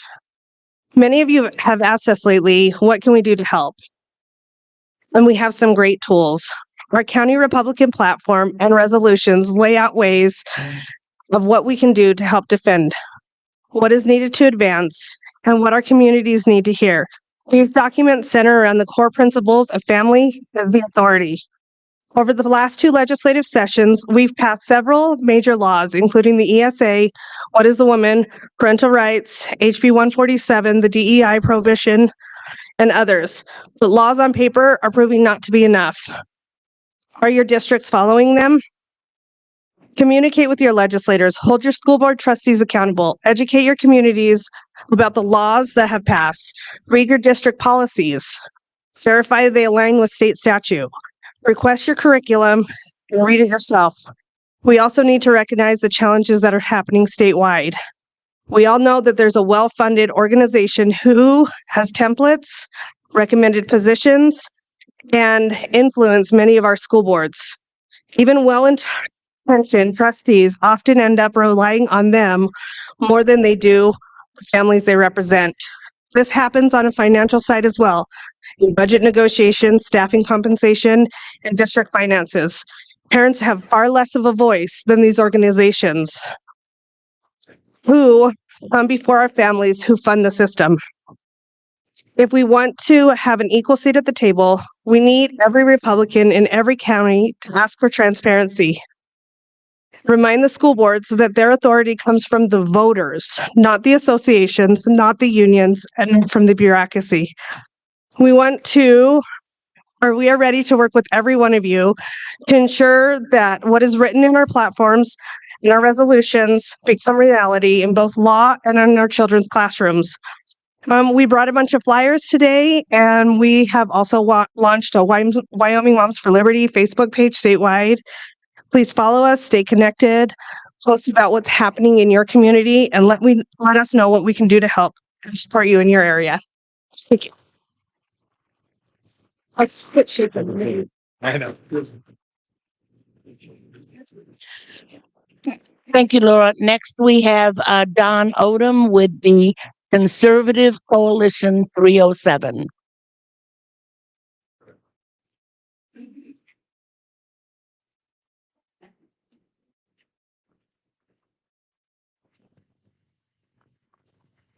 Oh. Thank you, Marty, Mr. Chairman. So for more information about our group, cc307.org is our website. Here recently, the last few months, we've been doing community outreach to try to get people involved, meeting members of our group that not necessarily attend a political event because maybe they don't know anybody. Some of them aren't interested, but we've been having a monthly cigar night, a monthly range night at the gun range, and you don't have to be a conservative or a member. Jeff Barnes teaches that for us. He's a retired policeman and military officer. And so we've been having real good results. Those 2 events have been going on for about 4 or 5 months now, every month. We've had conservative ladies cocktail night. And then here recently, Kathy Sigliano back in the back, she also spearheaded conservative ladies tea. And I didn't get to attend, but I hear that went really well. Our recent meetings, we meet every 2 weeks on Sunday afternoon. We had Senator Steinmetz and Representative Singh there to tell us about their trip to Israel. And that was really interesting. If you're want to know more about what's going on over there, I recommend you talk to them. If you have a group, have them come talk to your group. We had Christy Racines, the state auditor, come and speak a few weeks ago. And I'm sure everyone in this room can agree that we need our state budget audited.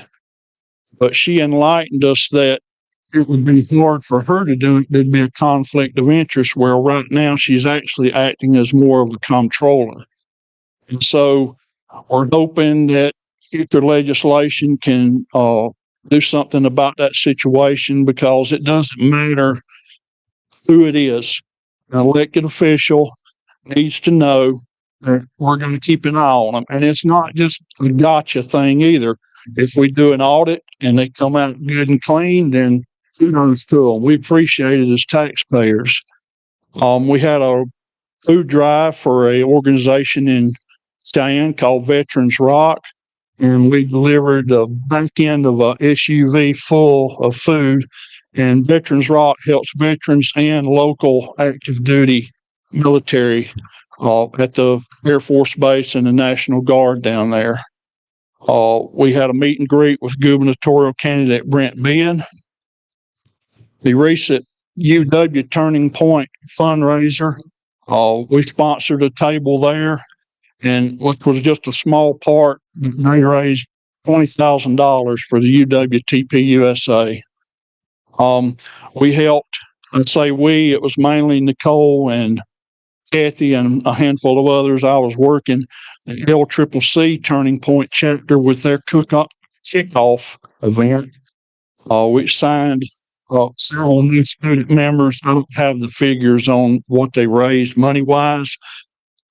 They've had a difficult time getting started. LCCC's put some weird rules on them where they're trying to stay in control of the bank account, and they have to go ask permission to spend the money that's donated for them. And so basically they finally decided to just go along with their plan for now, but we're looking into getting some help for them from a legal standpoint to see if that can be changed.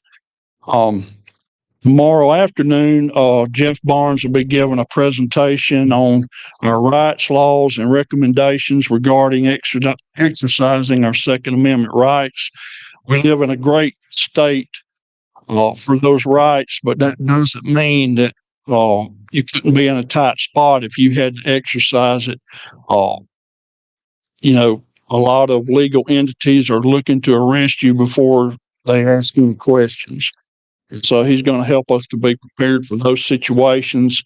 Now, to carry where you can't carry, and all the laws surrounding that. So if y'all are down in Cheyenne tomorrow afternoon, give me a holler, see me at the meeting, and I'll tell you where we'll be. We will not be putting that on the internet. Real quick, I wanted to thank 3 people while I'm up here. First of all, thank you to Bob for what he's doing with the scholarship fund. He saw a problem that we couldn't handle as a party. He took it upon himself to go after it, and I appreciate it, and I'd like to give him another round of applause. I'd like to thank Ann Lucas. She is a co-founder of our group. Nicole and I get a lot of the attention because she's busy doing important work, but she's there with us. We discuss what we're doing a lot with her behind the scenes.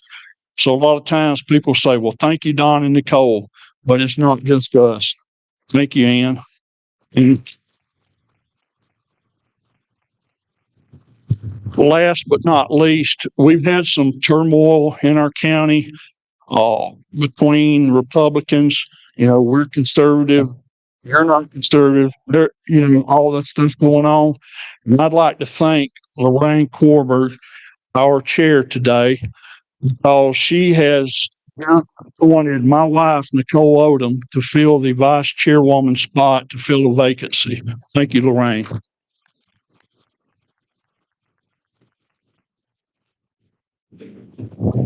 And now from Honor, Wyoming, David Shern.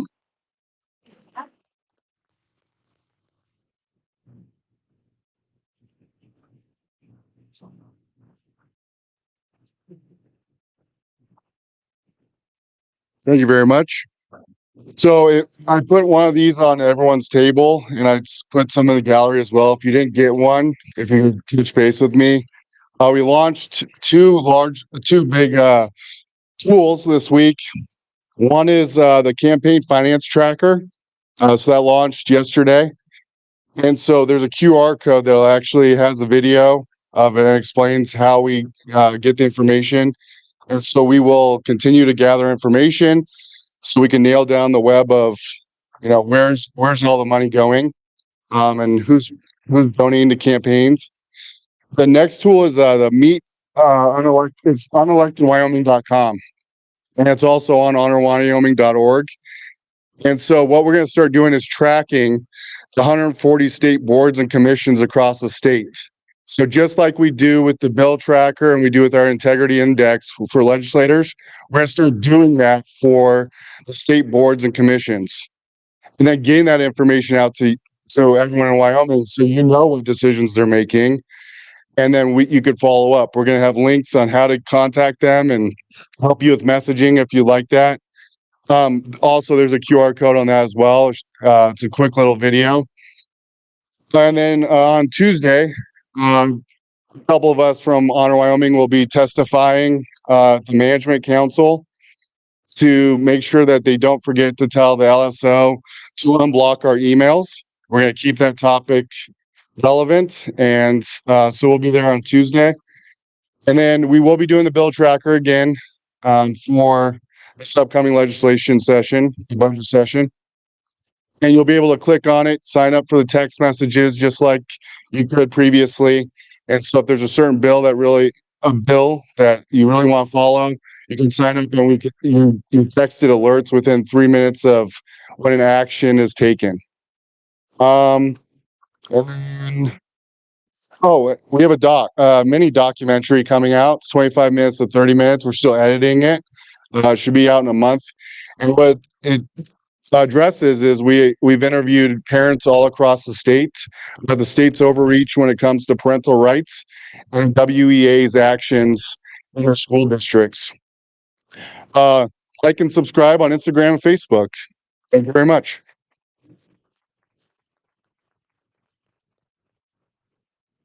Finally, girls state and boys state registration begins now.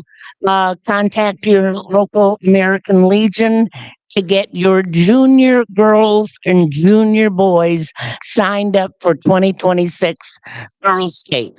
And I arrived a little bit late last night and I missed the invitation by a Sawyer Massey. Sawyer is president of the Torrington High School Turning Point USA chapter, which I'm sure you all heard last night. But what you might not have heard about Sawyer, she is the 2026 Girls State Governor. She was at Girls State last year, got elected governor, and I'll be looking forward to working with her in the June session of Girls State. Thank you, Mr. Chairman.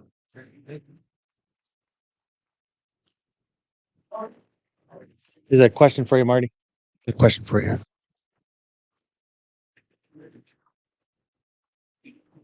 Yeah, who's that?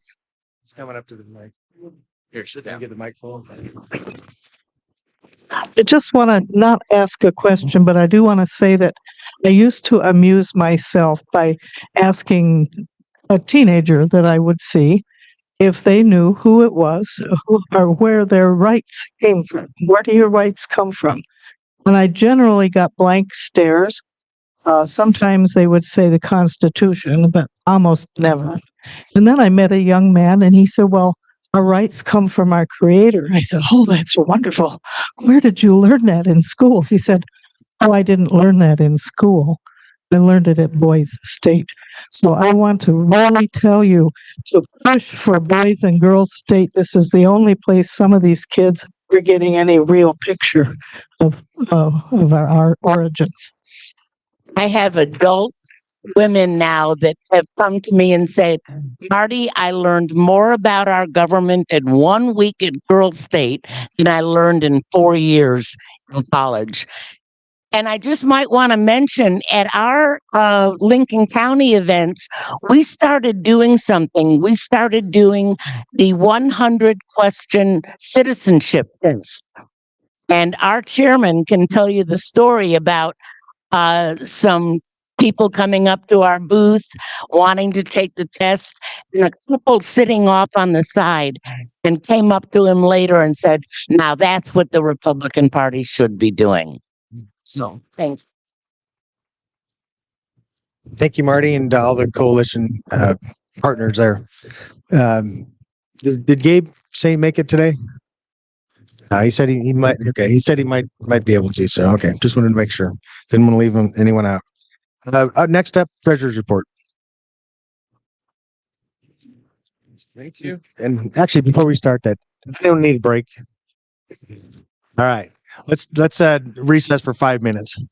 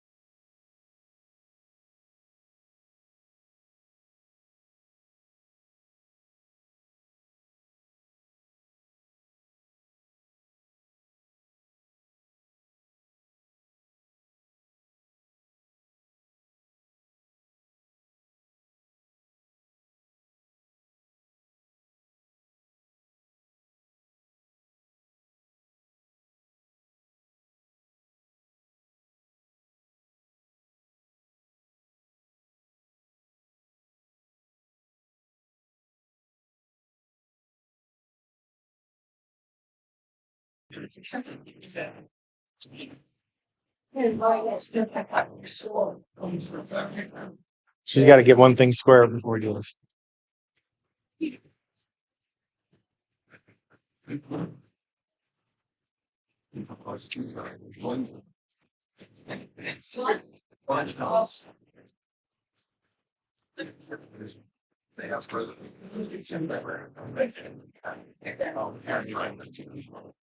Okay, no problem.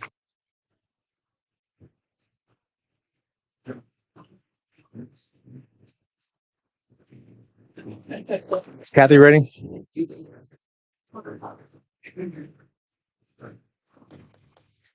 Let's bring back into session here.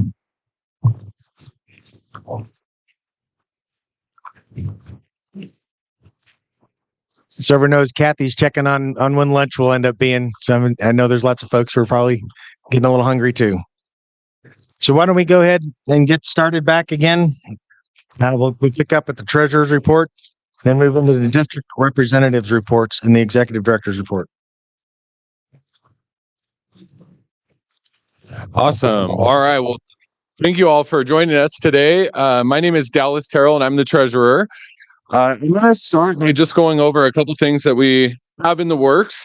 So one of the functions I've been tasked with is raising funds for the party. And so I know I've talked to most of you about it, but I just want to make the official announcement that we will be doing what is called the Wyoming GOP's Big Beautiful Fundraiser on February 28th in Cheyenne during legislative session. It'll be the evening of our state central committee meeting that will take place earlier in the day. So we've formed a committee and planning is underway for the event.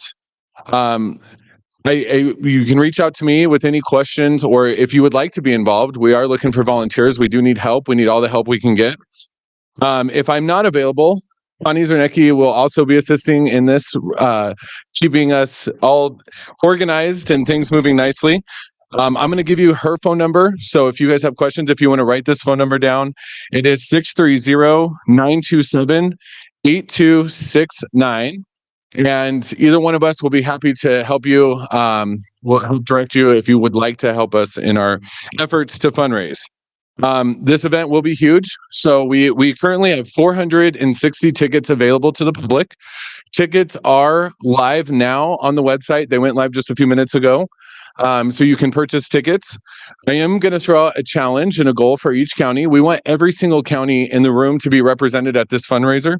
And so we are looking for each county to shoot for the goal of selling 20 tickets to people within your county to attend in Cheyenne on the 28th. So if all 23 counties sell 20 tickets, that gives us our number of 460. So we are asking and hoping that you'll be able to meet that requirement of 60 tickets sold.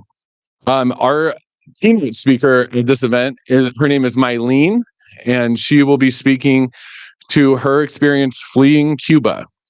She fled Cuba under Fidel Castro, and we'll be talking about the rise of communism and how terrible it is, especially with what we saw happen in New York City just a few weeks ago. It is a great reminder for all of us how quickly these things can happen. So that's the highlight of the event. On Monday, you'll receive an email from me that will have a breakdown of the committee and the people there's Catherine Sigliano is also helping us as well. But the committee that's going to be putting this together and working so hard to raise funds for our state party. So that is essentially where we are on our fundraiser. I also just want to give a quick shout out to all the youth that is starting Turning Point USA chapters all over Wyoming. It is so exciting to see so many people so interested in all counties.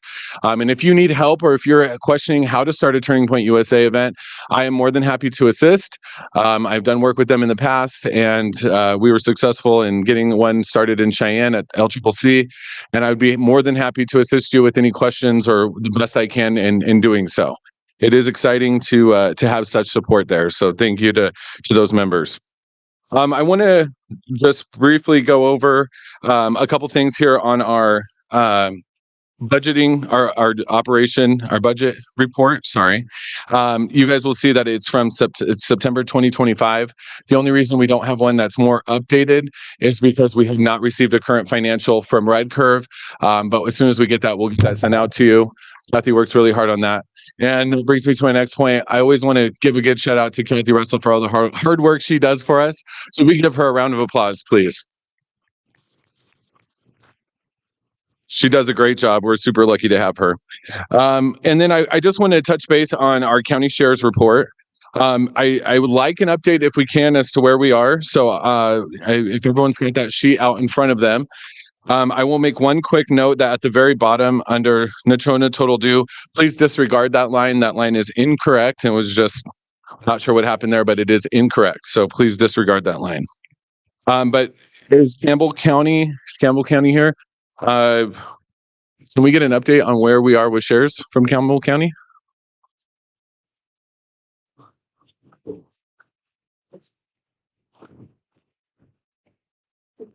And then up next would be Carbon County. If you guys could please come to the mic.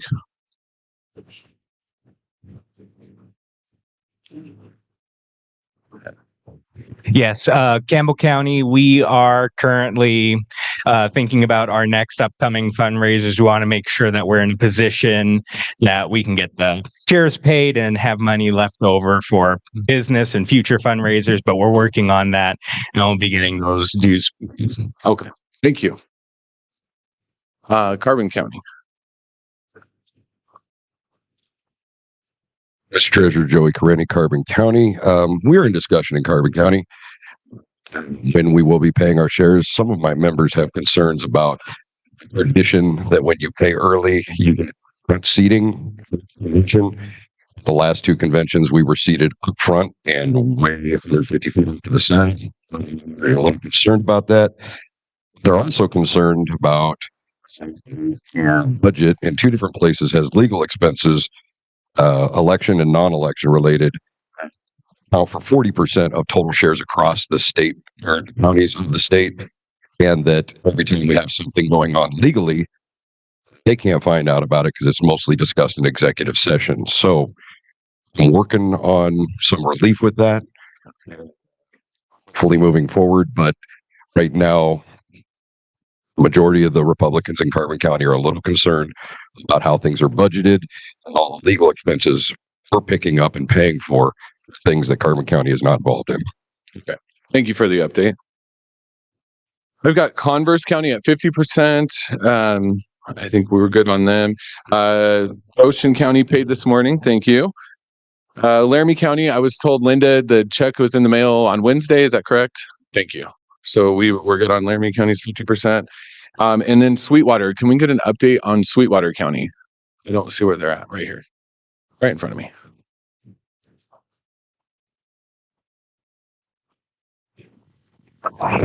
I was told last night that our chairman has sent or was intending to send with me, if I hadn't left so early, a check for about half, I think $3,500 plus of our county shares, which a lot of it came from our big scary gun raffle, which I did not win. All right. Well, thank you for the update. I just like to make sure I've got everything in order, and the microphone's fun. So we want to make sure we've got everything there. So other than that, we're moving right along. I'm excited with where the party's at right now, and I appreciate everyone and all your hard work that you do across the state. I'll take any questions as well if anyone has any.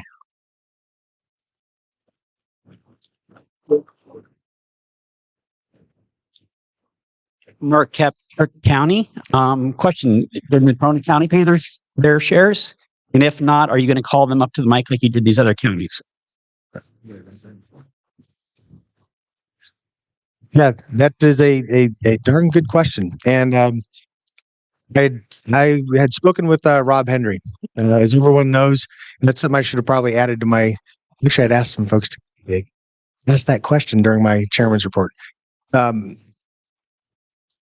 There was a vote in the county that they decided they were not going to pay their shares. I would like to bring, let's see, Marcia, you're here. for the county. Would you mind coming up and talking to the body about that situation?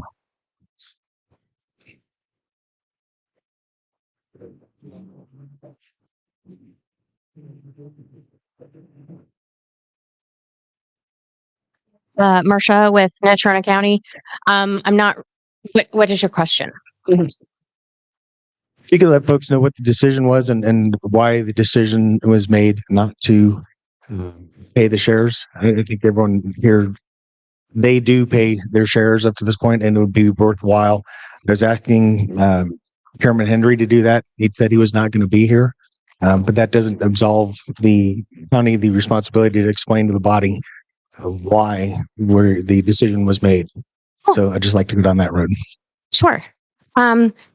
Mr. Chairman, our central committee met in September. And at that point, we had a vote of our grassroots party members to discuss to pay the shares. And our vote was 76-24 to not pay the shares. Our party and our members have decided that the treatment that Natrona has received since 2019 has not been respectful. We've never gotten any clear explanation as to what our shares provide to us from the state party back down to our grassroots. Most and almost always, none of our candidates have received any support or help from our state party. So we have decided as a group to provide all of our monies to our Natrona County candidates to elect our candidates in Natrona County as strong Republicans. All right. I'm going to say this right up front. This is a new body. You all are a new body. I'm exceedingly disappointed based upon the fact that we have spent a lot of time trying to work with the county and coming up with solutions to make this happen. If you will take back to your county that this won't stand for that much longer. It can't. It's been 6 years now. I'd like to take back to the county chair. I've already talked to him about it, but let him know that the body here is very concerned. They want to know when those shares will end up being paid. The biggest thing, and we've explained multiple times what each county party gets out of it. The biggest thing any county gets out of being a part of the Republican Party is that R behind their name. That is a huge thing. And there's no county that can say that people don't get elected in their county because of the R. So I won't belabor things here. We can talk again offline. But just know that something will need to be done. I'm working, just so the body knows. I have been working with the RNC on this issue because this is not the only county in the nation that has done such a thing. It is not participating with the party. So it is not unprecedented that it's happening. They're in the process of working with us to try to resolve this, and we'll be talking with them to try and figure out a solution to this. We need to come up with something. We've offered to hold events, and it's incorrect. What's that? It's incorrect.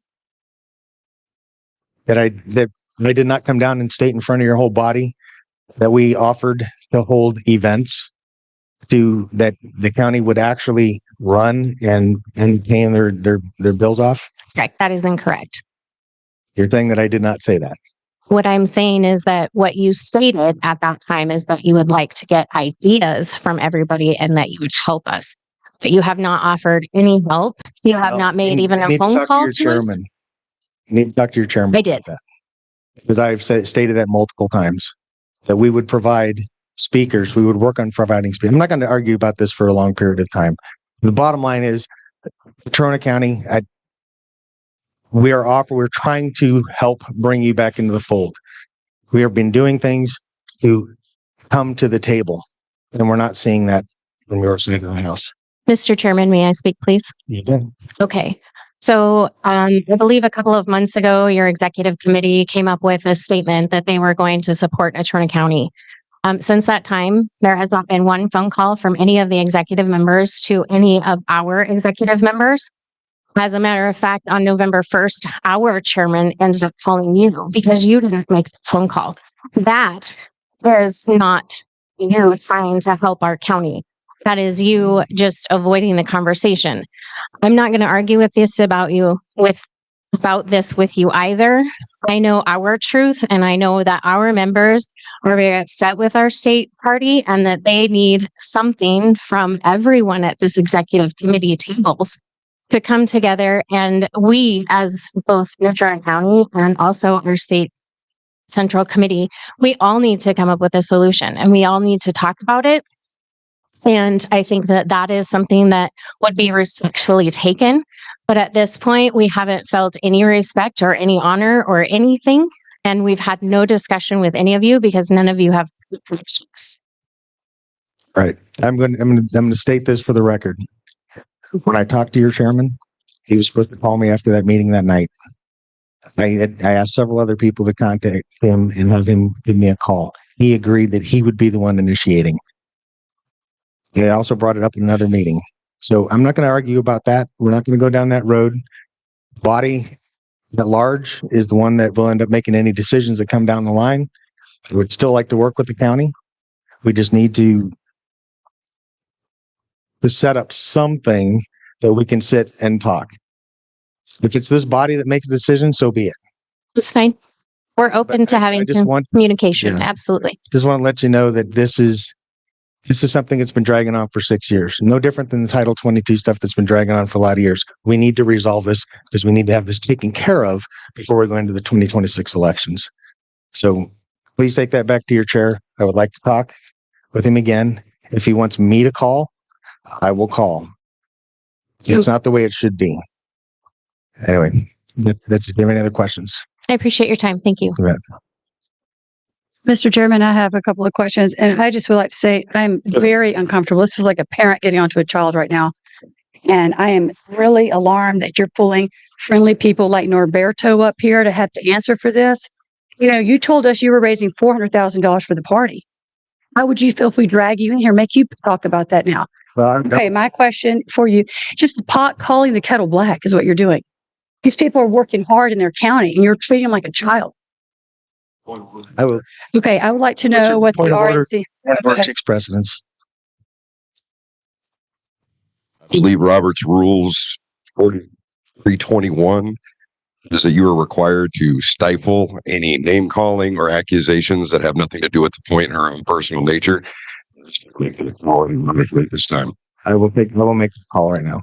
Please refrain from using language that can be considered offensive. What was offensive? specifically in Robert's rules, you're not allowed to use the word lie, liar, or fraud in referring to an individual. All right. Okay, I don't have to state the obvious. I do have a question though. What is the $5,000 RNC transfer? I'll talk about it. $5,000 RNC transfer. I got this. So there's a GROW program with the RNC. The GROW program is a program where if they're trying to help the state build our communications capabilities. They're trying to help the state to get people out to vote, get the word out, help get good people elected. In that process, they have 3 different phases. First phase is a $5,000 amount that they provide to us so that we can continue on working communications and building plans for the second 2 phases. Ultimately, the amount would be $50,000 if we complete all 3 phases of the event. This was not included in the budget. And I did that on purpose because we had had a bad experience in the past. And I did not want to include it in the budget as part of the money. It would end up being bonus money if the GROW program was something we ended up doing. It's the chairman's program, and that's where that comes from. Mr. Chairman, so my follow-up question is this where we have to sell the emails of the hardworking Republicans in Wyoming to the RNC? Is it part of that stuff? It is. It used to be that. It is no longer that. So we're not giving emails? We are not. Okay. No, we are not. And I will say this, I was unaware that people were going to be called out on that. So we need to put that in the future. We don't like to see that either. I didn't think that it was all that big a deal because no one said anything about it. Won't happen again. Go ahead. Mr. Chairman, thank you. I just have a point of information. There is a misconception that has been, it currently is still circulating, that county shares go to pay things like legal bills. That is not the case. By law, county shares are by what we have done, that is strictly administrative. Legal bills are not considered administrative. And so when we see in the Budget and Audit Committee a transfer that we can make every month from the federal account, all bills are paid through the federal account, except for some that are very strictly state related. Every month, that calculation is done per FEC rules of how much we can transfer from the federal account or from the state account to the federal account to account for administrative costs. And so, just to clarify, there are no legal bills paid in county shares. Thank you. We have more questions. Mr. Chairman. Go ahead. Joey Carenti, Carbon County. I have explained that to my people. How the process works. Funds are bifurcated and completely different accounts and accounted for at different levels. They don't care. It's an offset. Our county shares pay for something. So the rest of our fundraising does go to legal bills. And that is the stance and the concern. And another concern I may have to take back to them, you just said RNC is now getting involved with the Natrona non-payment issue, and it's a nationwide. Does that include hiring more lawyers or changing any of our budget to deal with any of that? No. What the RNC, what I've asked the RNC to do is for advice on what they have done in the past when states have had issues. Alabama, Georgia, Utah, many other states have had a single county typically in most states where they had issues like this. So I've simply asked them for assistance. There's no money changing hands. Yeah, Mr. Chairman, to follow up, beyond what our bylaws already say, shares are mandatory. Don't pay them, this happens. If you're found to intentionally not pay them, this happens. Aside from the county accepting those privileges being taken away, what else is there to do other than say, we accept that you accept that you're going to get a full slate of delegates? And that is yet to be seen. Okay. Mr.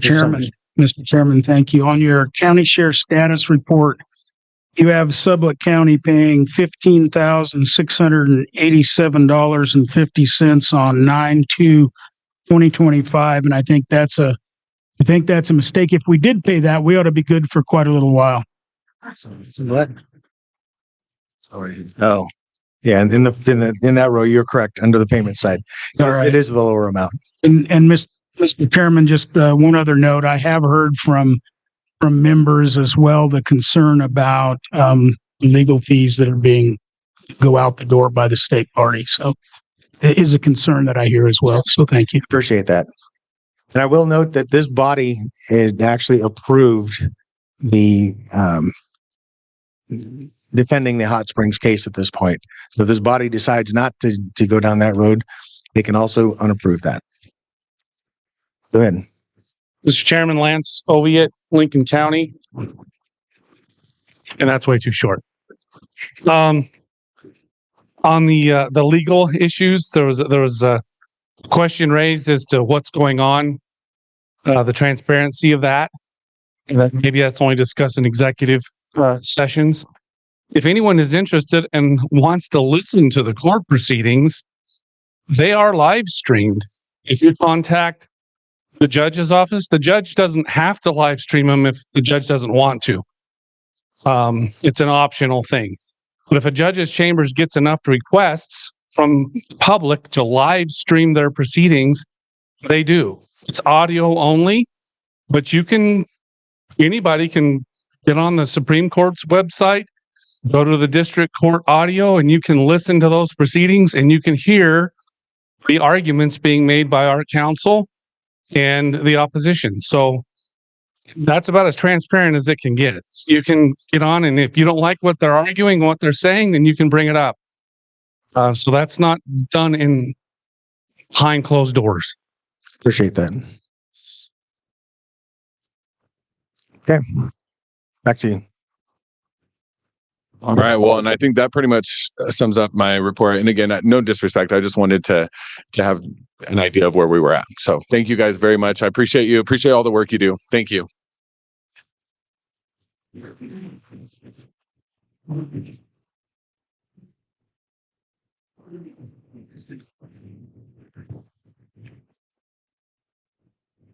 All right. Certainly don't like to act like a mother duck overall. But there are times that that the whole body needs to know what's going on out there. Treasurer's report is complete now. So district reps. Let's start with District 1.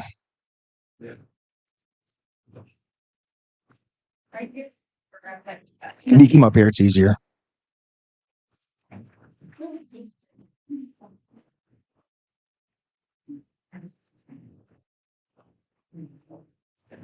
Good morning, or I guess it's almost afternoon, so good afternoon as well. I'm Roxy Hensley, and I'm District 1 representative, and it's Platte County, Laramie County, and Albany County, the first three tables up here. So I'm here to report what they've been doing. They've been doing great things for the last 3 or 4 months, and I'm going to start with Platte County.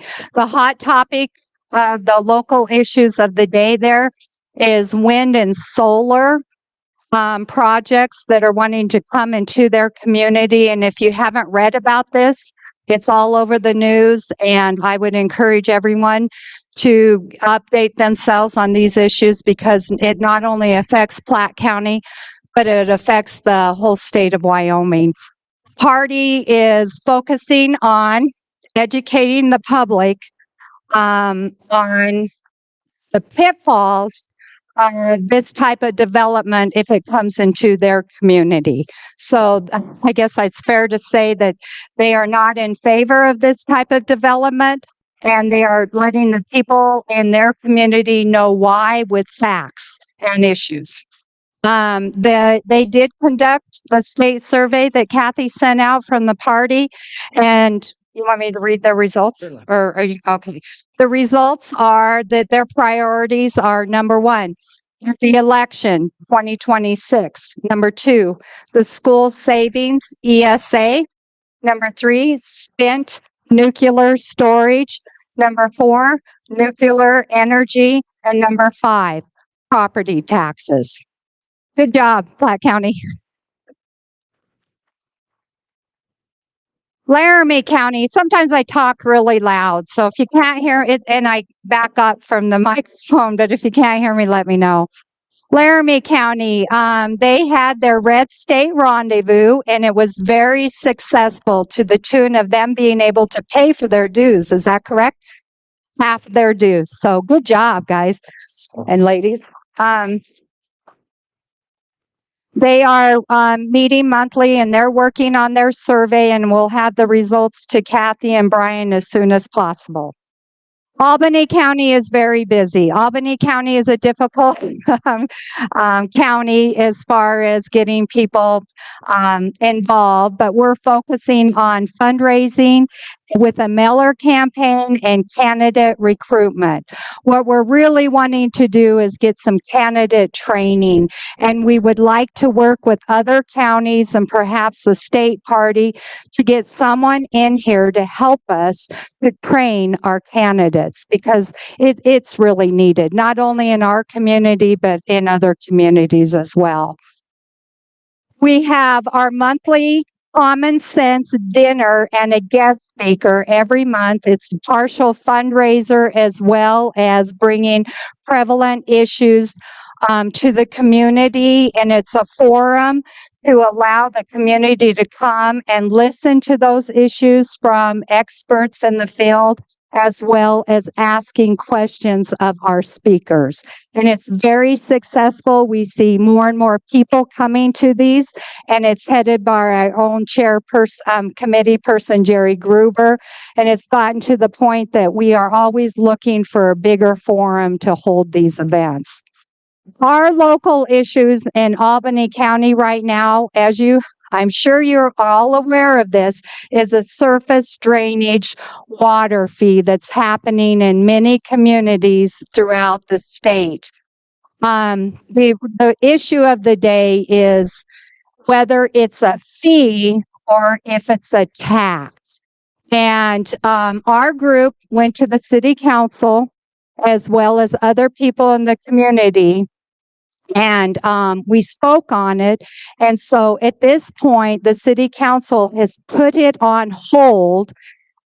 And from the voice of the people, they decided to put it on hold, as well as there has been a lawsuit filed from the University of Wyoming. And I believe that Wyotech might be joining that lawsuit.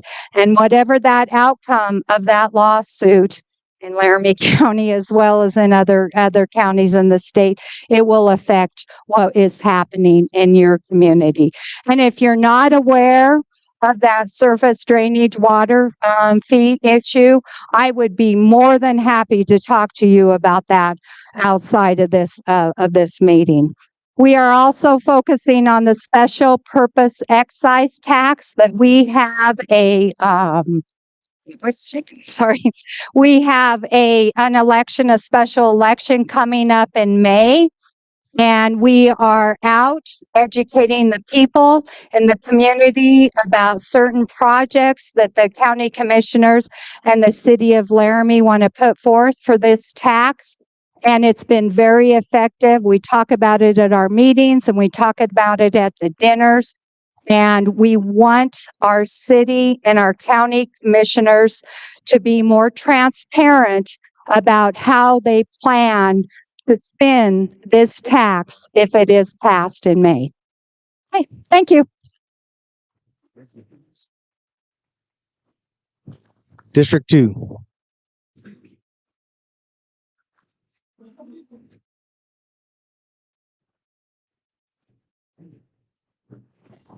Mr. Chairman, the representative is here. Rowdy Dean is our alternate, and I'm pretending to be him today. I'll accept that. Okay. So, Carbon County said they didn't have anything. Sweetwater County, for Halloween, they had a trunk or treat at the chamber where they give out some free hot dogs and candy and stuff and information about the party to everybody. Usually very well attended. Gwinnett County, we had a little bit more. We had a fundraising dinner that Senator Barrasso came to, and very well attended, and we were able to raise money. We have finally settled our existing law bill, our legal bill. So that's done. Thanks, Caleb. And we also have been able to pay 100% on our county shares. So that's done. One other thing that happened in Uinta County here just recently, we had a special election for a spet tax for the 1%. Well, it's 2% increase, but the tax, and some of it was deemed a little frivolous by a lot of people there. They wanted to put a new pool in. Anyway, that was well turned out for an off election year. And thankfully, for most of us, it was soundly defeated by more than 3-1. So we were able to keep our taxes down for another year. And that's it. Thank you. District 3.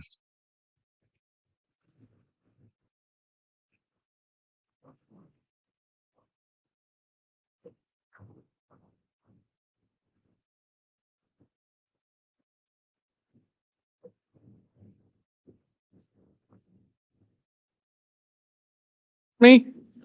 No, that's what I thought. There we go. Is that better? All right. Sublette County is working on updating their county bylaws and going through those.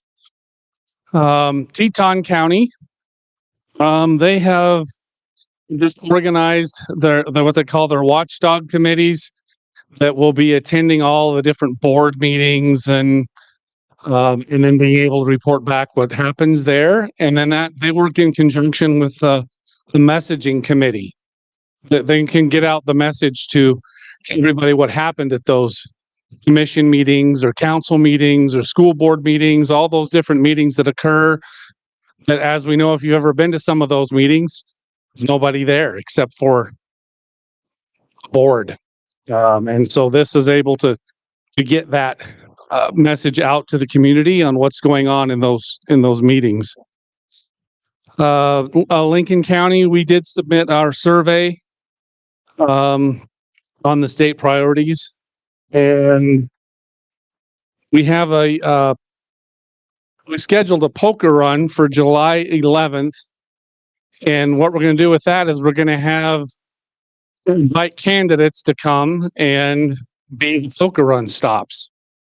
And then they can hand out their campaign materials and talk to people and have this poker run. And it's a great way then for them to get their message out. And then at the end of the poker run, we'll all gather together and have like a barbecue and just to get together at the end. So, and we're going to have 2 routes, one for ATVs and then one for folks that don't have ATVs that just want to go in their car. And that way we can cover more people and give more people an opportunity to be involved and go throughout the county and interact with each other. Just a fun thing to do. We are looking in Lincoln County. There's a movement to expand our county commission from 3 members to 5 members. So if there's anyone here that has experience with that, with putting that petition together and making that happen, if you would come talk to someone here in Lincoln County, we would appreciate your input on that as well. Converse County? And who? Laramie County and Converse County. Weston County. Are you getting all these, Taylor? I'm going to bring a pen up with me. So yes, just appreciate your help with that if you have some input for us on that as well. And I think that was it for our district. Thank you, Mr. Chairman.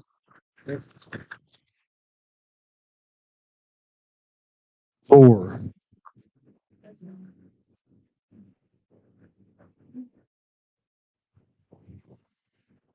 Come on up.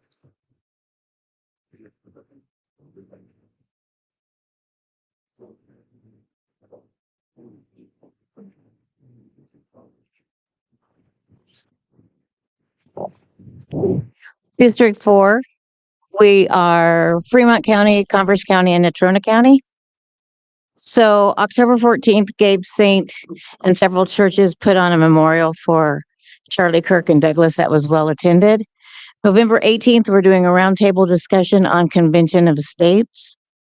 November 21st and 22nd, we're having Cowboy Christmas booth, MAGA and Turning Point USA for Christmas gifts and stocking stuffers. And we're signing up election judges and ballot counters and poll watchers. Converse County Treasurer reported that she gave out 494 property tax refunds totaling $266,000. And Blue Line Property Development pays property taxes in Converse County. Woohoo. Our priorities: Florida's school choice program is building Islamic power structures and schools. So that's our number one is the School Savings Act, election integrity, and property rights. Natrona County had a Fall Fest November 1st. I didn't ask how it went. They have their caucus and convention set already, and they passed a resolution supporting nuclear energy to support Trump's energy. Fremont County is asking for comments supporting the removal of the American Library Act language. If you have questions, ask Ginger or Sarah. She keeps telling me they're still asking for comments, so please give them some comments. The commissioners had a revote on a June appointment, and a conservative commissioner was replaced. There's some question about who the allegedly guilty party is, and he's now suing the commissioners. Buffalo will not stay home. They've been on private property where there's hay for their cattle. So Game and Fish gave permission for the tribal leaders to haze the buffalo back home.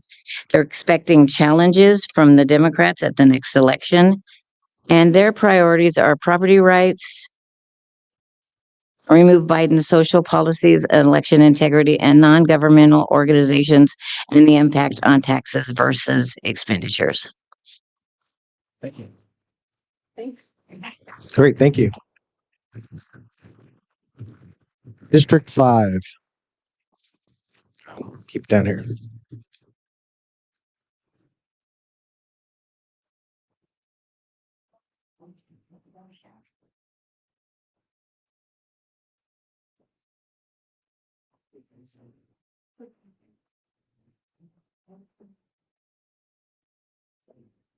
District 5 report, Cheryl Aguirre, alternate.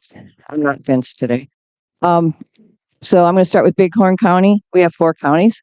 Bighorn County's chair has been struggling with an illness, and but they're still hanging in there. We have on December 16th meeting, they always have a Christmas party. Actually, their meetings are really kind of fun. They always bring food, and it's sort of a good camaraderie.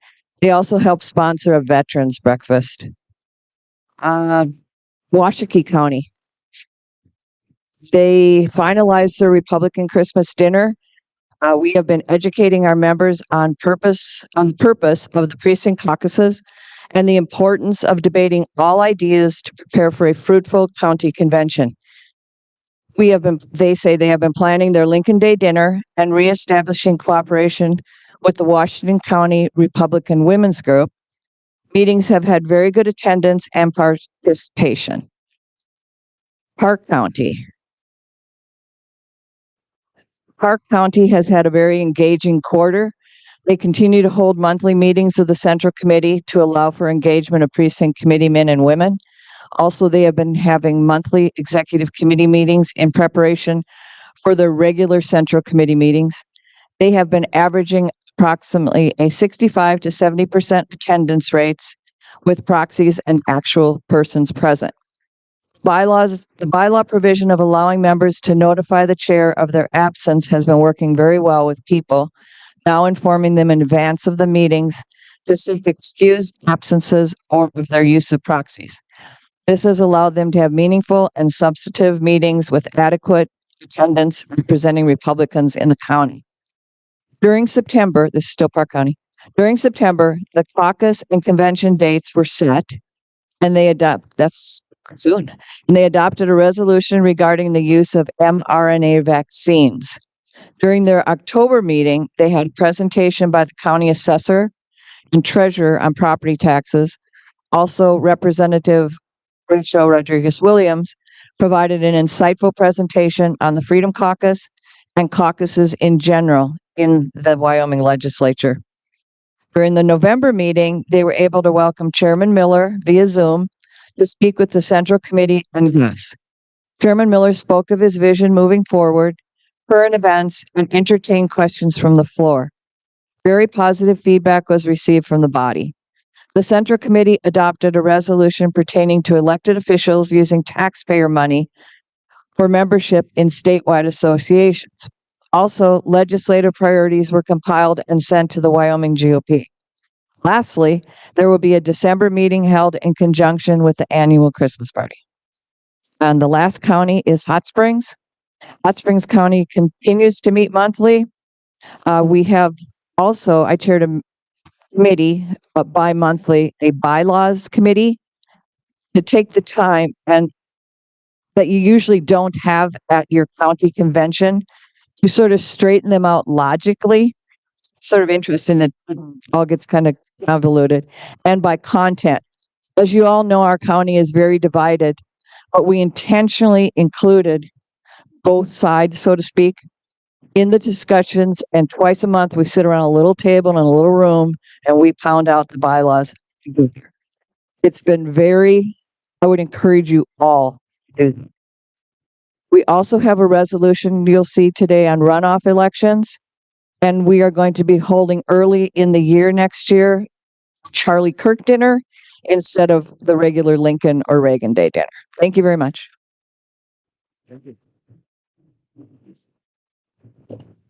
District 6. District 6.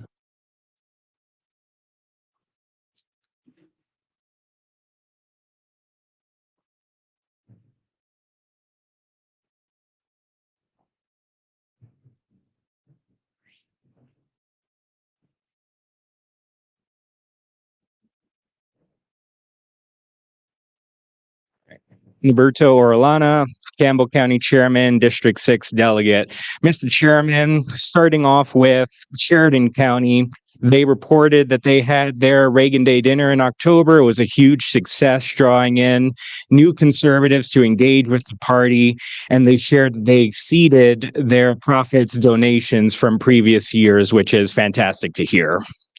They also shared that the Republican women had Secretary Chuck Gray as their speaker at their previous meeting, elected new officers for the next 2 years, and then Secretary Gray also appeared at a community patriot chat to discuss election integrity issues that his office is pursuing. For their priority issues, the rankings were as follows. Property taxes in the 2026 election were tied, followed by spent nuclear fuel storage, followed by nuclear energy, and at the bottom was the school savings ESA. From Johnson County, not too much to report. They didn't conduct an official poll, but they shared that judging by from their previous meeting, the intensity of discussion, that property taxes and how it affects local government funding is a top priority, and that equal importance was school funding and ESA. And then there was also discussion on nuclear energy. And I think a similar narrative across the 3 counties is that there's positive interest in the energy generation, production side, but concerns about unknown details in waste disposal. Out of Campbell County, lots of discussion on nuclear. So you heard about the whole BWXT. That is Campbell County, Gillette's right in the heart of that. Lots of discussion going on. There have been town halls that have been held by local electeds. The city government's held a town hall. Lots of back and forth. My pulse on this, and having attended a lot of these, is there is pretty resounding pushback to waste storage being anywhere near Campbell County, anywhere near Gillette, but a lot more fruitful back and forth discussion and different ideas on the generation side and what the industry itself could bring outside of waste storage. We were planning on having our central committee meeting this past Thursday, but all the whole power outages up in Northeast Wyoming kind of put the kibosh on that. So we're rescheduling that meeting. We've had a couple resolutions come through at our previous meeting and have one coming forward at our next one that we're rescheduling, which for me is really nice to see. We're getting some more resolutions, more engagement out of the body, which is exactly what we want. And we're hoping to get some of that thought leadership and some of those resolutions from Campbell County here before this body for your consideration. And with that, Mr. Chairman, that concludes my report. Thank you. And District 7. You can use your microphone right there, yes.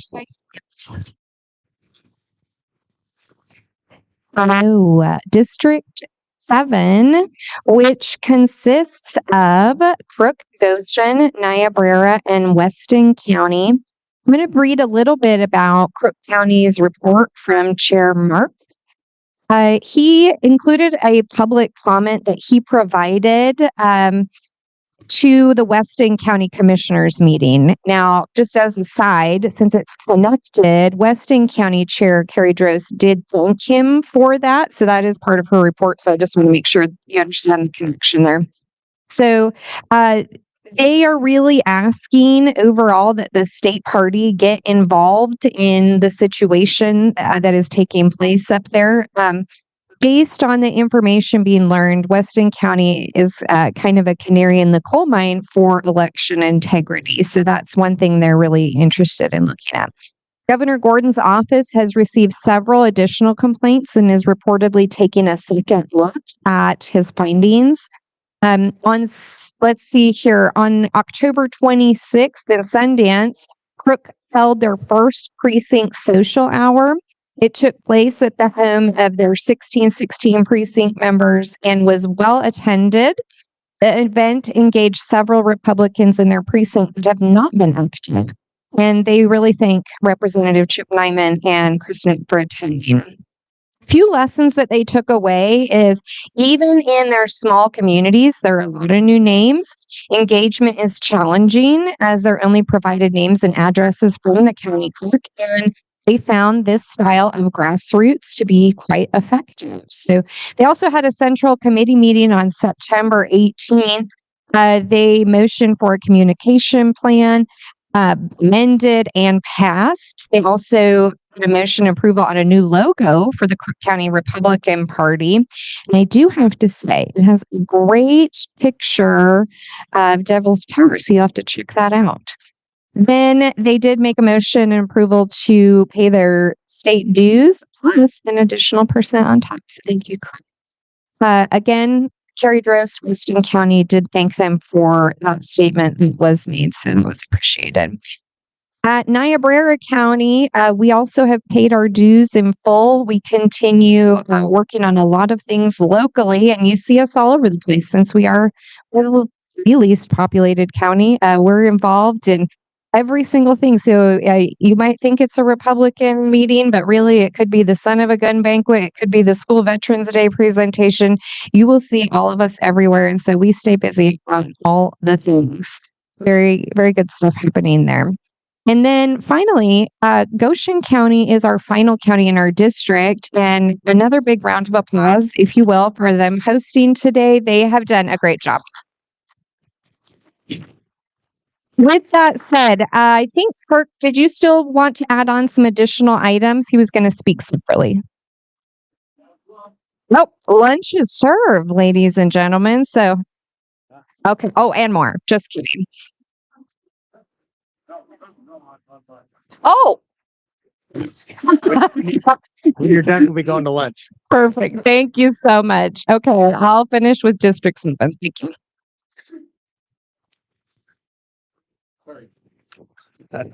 Didn't mean to cut you off, but that's the announcement for lunch is coming now. All right. Thank you, everyone. We're happy to host. Very excited to do it. It's been great here. So how we're going to do lunch here is we're going to have the Central Committee and our workers go through the line first. And I'm going to have you pay at the red table back there, $16. Told you cash or check. And once the public, I want to hear the public, you need to hear me back there. Once they get through, I will release for you to go through.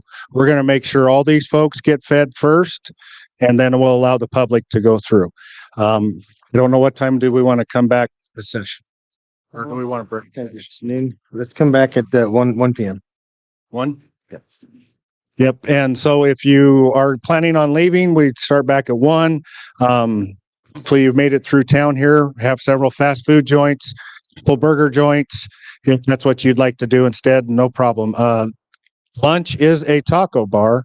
Serve yourself buffet style. So Central Committee people, you're excused now to go pay at the red table first, then go through and get your lunch. Thank you. Okay, we're recessed till 1 p.m. For lunch. And we'll pick up right after that with the executive director's report and committee reports.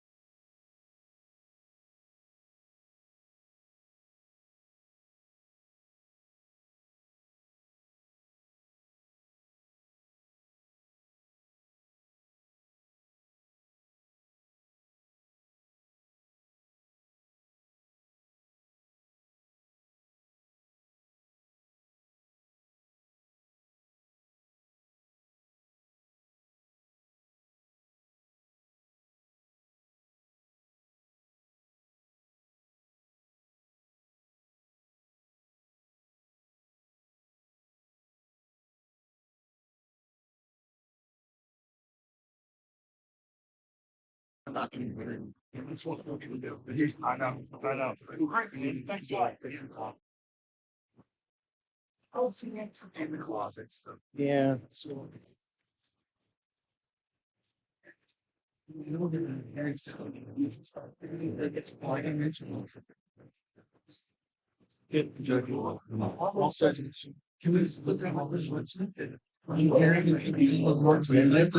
If you want to listen, here's the good news. The only reason this is one passes, I don't even know how to do it. Right. Well, and that's because those things always change. I mean, because someone's gonna make the motion to continue, or the judge can make that cap to something else. But we can still try to get the word so that we look like, we're not trying to hide it. More people listening would be great. There are 10 people in there. They just. Like I said, I want to get the transcript. Yeah. Well, thank you for stepping up. All right, let's take your seats, folks. Yeah.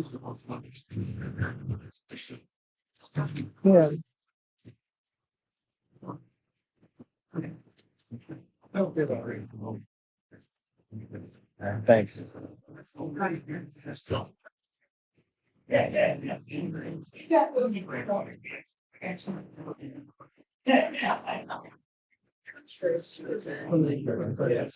right, I'll talk to Caleb.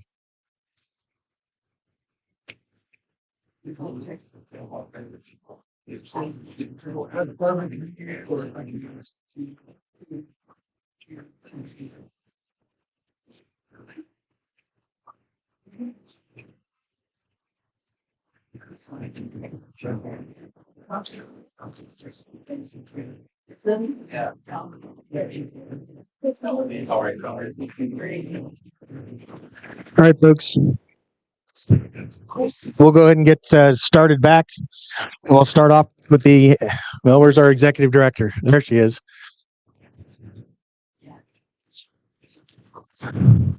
I'll call us back to order.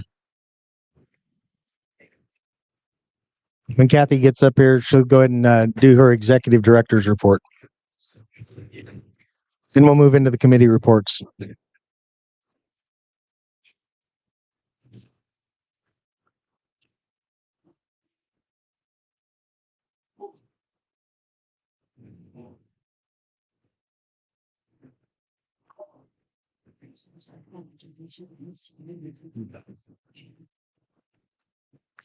Thank you, ladies and gents. Thank you, Mr. Chairman. Can you hear me? Can't tell from here. Just a few things real quick. You noted that the minutes were extra long today, 27 pages. That's because we've changed the format of how we're getting those out. In the past, what we had focused on is getting the minutes out and then give a brief summary of the amendments that were on the resolutions. In order to make things clear, Donna, we have decided to put the full resolutions in the minutes. And we also try to get those posted just as soon as they're completed on our website. So if you go to our website, wyoming.gop, go to governing documents, pull it down. You've got all of the options of where to look for resolutions. Start with the 2024 convention resolutions, and then you'll see resolutions passed in 2024. That's post-convention, and resolutions passed in 2025. That comprises your full suite of resolutions. So it's very important for you to look at the minutes when you get them, because copying them is a bear. It eats a lot of paper. And so if you could bring those, that would be great. But just a heads up on that. The newsletter. If any of you haven't seen our newsletter yet, it's back on that handout table. We're working hard on that piece to give you snapshots of various information that we think are useful to you. If you've got ideas about sections you want to see, please let us know. We put those out twice monthly, middle of the month and beginning of the month. We have one coming out shortly here, should be the first of the week. We're going to expand it from a 2-pager to a 4-pager. We're adding some sections called short stories, which will give you updates on issues of the day, updates on public information on lawsuits, those kinds of things. If you've got ideas of things you want to see, please look at that. Also on that back table are some donation envelopes. I grabbed some and then cleverly left them at the table. But if you want to take those home with you back to your county and hand them out at meetings, people do not like to do stuff online. And we do direct mail, but we are restricted in direct mail to people who have been donors in the past, have subscribed, that kind of thing. And so this gives us an option to get more of those donation pieces out and have people mail them in. So it's got a slip that you can tear off, put it in the envelope. The envelope is attached to it, and your check, and they can send it in. Resolution actions. We've had a number of resolutions that have an action component. Almost all of them do. What we would like to ask you to do, and this we is kind of a royal we with Donna, the secretary, and me. If when you draft your resolution, you could also draft a letter. So for example, if the resolution was addressed toward, we want to send this information to the state legislators or the governor or the county chairman, the county commissioners, draft a letter that we can work with to put that into action quickly. The resolutions that we have passed to date have a number of components. I've gone through them.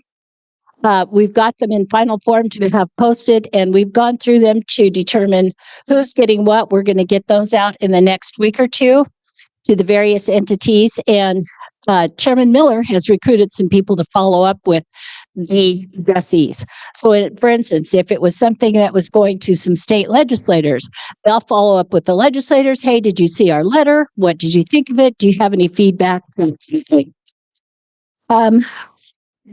Outreach. I'm going to back up for just a minute. When people call, I hope you pay attention to the coalition reports, and here's why. We talk about involving the youth. We talk about involving more people. This is how it happens, is through these coalition members. Anytime you can support them in any way, go to a meeting, give them money, give them encouragement, give them ideas, let them know you're thinking about them. That's important. But you know, the number one thing that people have said, they'll comment on what we posted, whether it's on Facebook, Instagram, Twitter. That's the key thing, and here's why. Facebook has become a hit. And I do it. I go to Facebook to get news.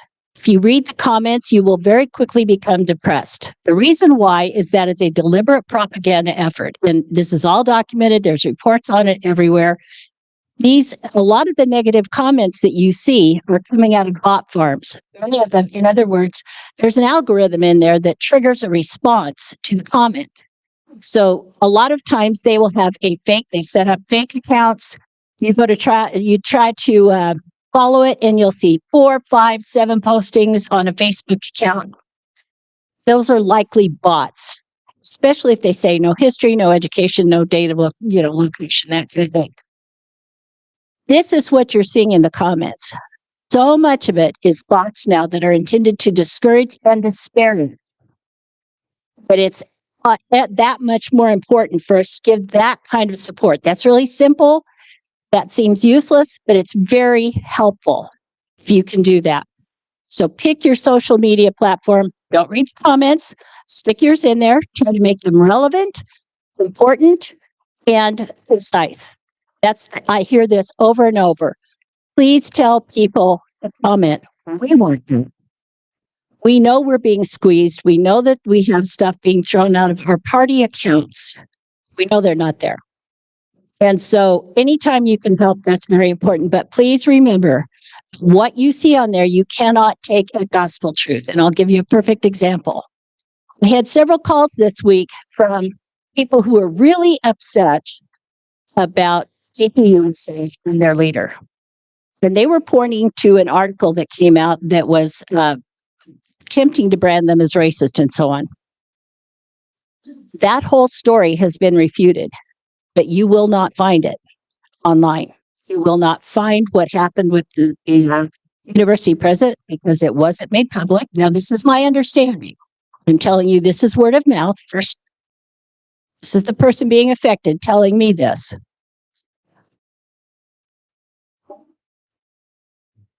Propaganda has been part of our lives since the 1930s. We are to the point now where it's very difficult, especially with the beginning of AI, very, very difficult to tell whether something is new. This is where source documentation has to come back. If you're reading an article that is referencing a law, a proposal, a statement, either verify it yourself with the source documentation. That means go back to where the original piece came from. You call it crap until it can be proven. We have to do that. That is absolutely critical in this upcoming election because this is only going to ramp up. So those are things that have come through the office that have really caught my attention. When we go to put information out on our website, on our Facebook posts, all those kinds of things, we dig back to find original documentation so that we know we're right. If you catch us at being wrong, let us know ASAP. We heard an event yesterday where there was a misspelling and we got it corrected right away. So help us out by giving us information, by noting what we're doing, give us encouragement, give us direction, give us ideas. And that's about all I've got for you, unless you've got stuff for me. Thank you.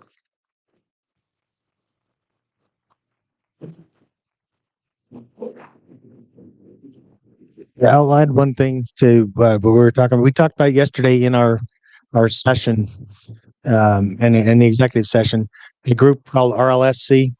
Everyone get texts and emails and all that from that group there. People get them by the dozens a week. And I wanted to report out that the state of Wyoming and several other states have contacted the RNC and said, what's going on with this? The RNC looked into it, and they have noticed that over the years, the RLSC, which is a legitimate organization, they have a tendency to put out emails that make it look like they're coming from the state. And in doing so, donors are actually providing money to them, thinking that money is coming to the state or the county parties. The RNC has engaged with them, and as of yesterday, or the day before yesterday, they had gotten an agreement with the folks who run the RLSC that they would not be doing the business the way they've been doing it in the past. So if you hear people complaining about that, it goes along with what Kathy was saying with the social media side of the house. They're going down fundraising has gone down a much different route these several years. And there's a lot of texts that will come to you and say, hey, do you think President Trump should come to Wyoming? And you hit yes, guess what? You just spent $35 because they have your account linked to your phone number somewhere. So anyway, I just want to let you know the RNC has engaged with that, and that the RLSC in particular should be addressed as of 2 days ago. So, all right. You had a question? Yes. Kathy, I appreciate everything that you do for our party. Thank you so much. When you ask for the letter, do you want that in like a Word document that we attach with our resolution, or would you prefer that in a PDF hard copy? We have the means. We have the means to turn a PDF into a Word document, but if you send it to us in a Word document, that is fabulous. Perfect. What's hard for us is Google Docs. It's not hard, but it requires, in order to use any of the Google suite, you have to have a Google Mail, which I have as an executive director. Then that means I got to bring it in from elsewhere and blah, blah. So the suite that we use is Microsoft. Word is great. How many people can work their way around an Excel sheet? So about half of you. That's good to know. I was made aware that not everybody knows how to use a Google sheet, and so that's why I give you PDFs. If you ever want to see the full thing, let me know, and I'll send you the Excel sheet. But not everybody likes it because they don't even know how to maneuver in it. So, does that help? Yes, ma'am. And then I just had one more quick question. Sure. Do you want us to address that from our county or from the state party? Or would Go you ahead. prefer?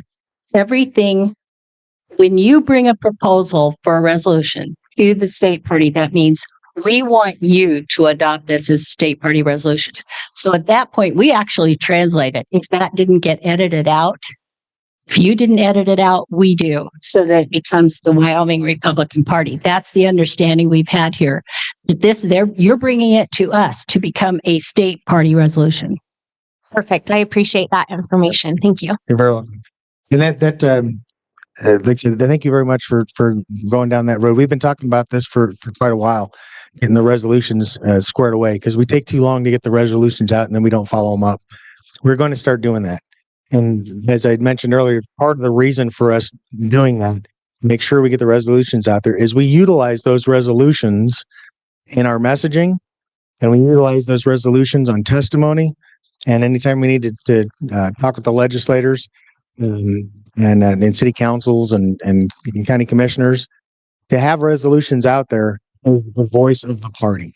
So we're going to improve our resolution program by getting them out quicker once they're approved. And we can do that by, if the counties actually provide it in the format that it would need to be in for these meetings. So thank you for that. Any other questions for the executive director? All right, let's move on to committee reports. I know we have the site selection, state convention, and Republic review. We'll start off with the site selection. Carla Kloppenstein had to leave earlier today. She had some issues back home. She had a caregiver who did not show up at her house, so she had to go back home and take care of that. So keep her in mind as we go through the rest of the meeting here. She asked me to go ahead and present what we talked about in the executive committee yesterday. For a long time, we've always waited to decide where our next meeting is going to be by coming here, and then we decide where the next meeting is, and the next meeting. There's a lot of counties that have been calling and talking about the fact that they need to book places sometimes a year in advance. So we made the decision to go ahead and increase that time frame. So right now, the next Central Committee meeting is going to be in Cheyenne on the 28th of February in conjunction with our fundraiser. And the party will be putting that one on. The one after that is going to be state convention. The one after that is tentatively scheduled for a date in September. And another one, I believe November is the other date. Those two dates we are going to ask for, and we're opening the window right now for anyone who wants to apply for those dates, with the understanding that those dates may vary. There are some bills being proposed that might change the primary date. If the primary date does move up several weeks, then that date in September is not going to work for us in order to do what we do as a party. So there'll need to be a little bit of flexibility on the dates in September and November at the moment until we get a little better handle on that and we see exactly how those bills could potentially impact us if they are voted in this session. And we may do a contingency date, 2 different dates, one being a contingency. The bottom line is we want everybody to go ahead and who wants to submit for those 2 meetings all the way to the end of 2026 to go ahead and submit your packages as best you can at this point based on the dates. The end of January would be when, and we talked about the 15th of January being the date, but with the additional flexibility I think we need to get these bills figured out if they're going to impact us, the end of January would be the time frame to get those in by, and then the site selection committee can go ahead and work on those. Hopefully everybody understands the reason for doing it. It's so that more counties can actually have access to the process, because sometimes it takes a very long window to get a venue set up. So any questions on that? Other than that, I don't have anything else from the site selection committee. All right, let's go ahead and bring up Republic review. And that before you come up, and you can go ahead and come up. While he's coming up, Are there any other committees that are going to present a report today? The Elections Committee? Okay. All right. Any other committees that will present? Nope. All right. You're on. Okay, thank you. Scott Brown, Vice Chairman of the Republic Review Committee, and I'm from Bighorn County. And I'm trying to raise this up.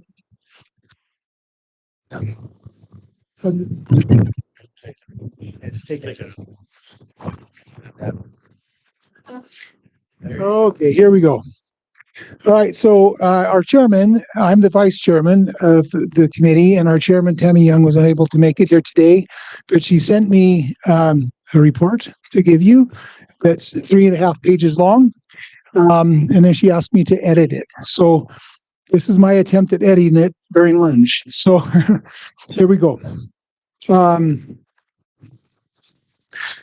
Our mission is to reclaim our republic, not by rewriting the Constitution, but by enforcing it. The legal and constitutional foundation for the Republic Review approach to reclaim our republic is grounded in thorough legal and constitutional analysis, providing a solid foundation for states to act without the need for new amendments. It asserts that the tools for enforcing constitutional limits already exist and merely need to be utilized effectively. By focusing on empowering states to enforce the Constitution's existing provisions rather than altering the document, Republic Review offers a safer, more controlled, and legally grounded strategy to curb federal overreach and restore balance between the states and the federal government. This strategy emphasizes the power and responsibility of the states to interpose and to uphold the constitutional structure, ensuring that changes and enforcement stem from the original intent of the Constitution rather than from potentially radical revisions introduced in a convention setting. So last year, we had HB 177 that was introduced by Bob Worf. It was similar. We've had 4 other attempts at getting a bill passed through the legislature. In the 2025 legislative session, when Wyoming had a conservative majority in the House for the first time, HB 177 advanced further than it was in previous years. It passed the Committee of the Whole, a milestone never reached before. While it did not move forward in the Senate committee, its progress marked a significant step towards future passage. The goal is to audit Wyoming's relationship with the federal government and restore the proper constitutional balance between state and federal authority. The Constitution is not the problem. The crisis comes from unchecked federal overreach. HB 177 would provide a practical and immediate solution by creating a dedicated committee to identify, examine, and address federal actions that exceed constitutional limits. The 2026 legislative session, as you know, is a budget session. It begins on February 9th. Because non-budget bills require 2/3 infirmary vote, Representative Bob Worf will not be bringing HB 177 forward this year. He intends to sponsor it again in 2027 general session. This year, the committee will begin drafting petitions for redress of grievances, documenting federal actions that exceed their delegated roles, responsibilities, and powers. This process is grounded in the First Amendment, which explicitly protects the right of the people to petition the government for redress of grievances. By initiating this petition process in 2026, Wyoming will strengthen the foundation for HB 177's return in 2027 and reinforces the truth that the Constitution is not the crisis. The crisis is federal agencies operating outside of their enumerated powers. So that's what we intend to, and how we intend to move forward regarding Republic Review. We've also been asked this year, again, by Chairman Miller, to sponsor the legislative mingle that we've done the last several years.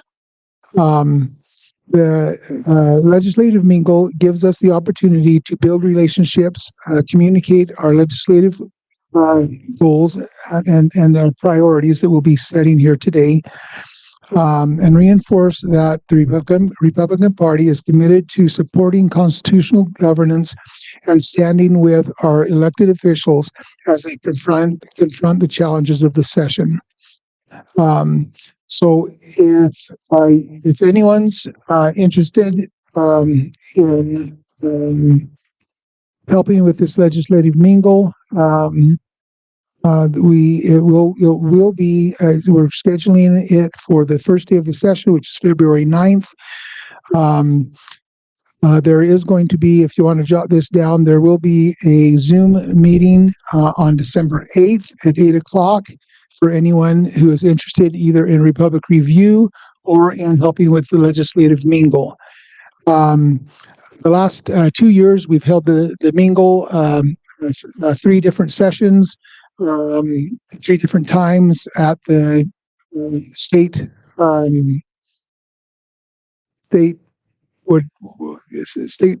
headquarters.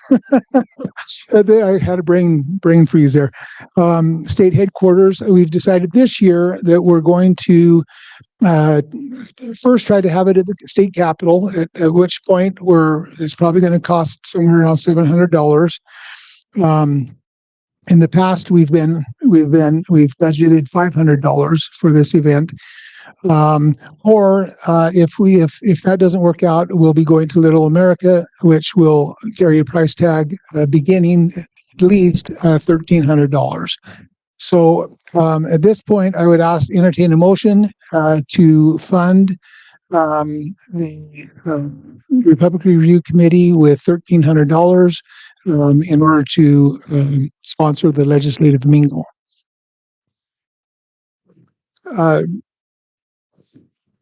Alan Schlinkel. Thank you. Do I have a second? Second. I got a second. Is there any discussion? We're asking for $1,300 to fund the legislative mingle. Is that a second? Is there any discussion? Any discussion? Any discussion? All those in favor? Oh, yes, Sherry?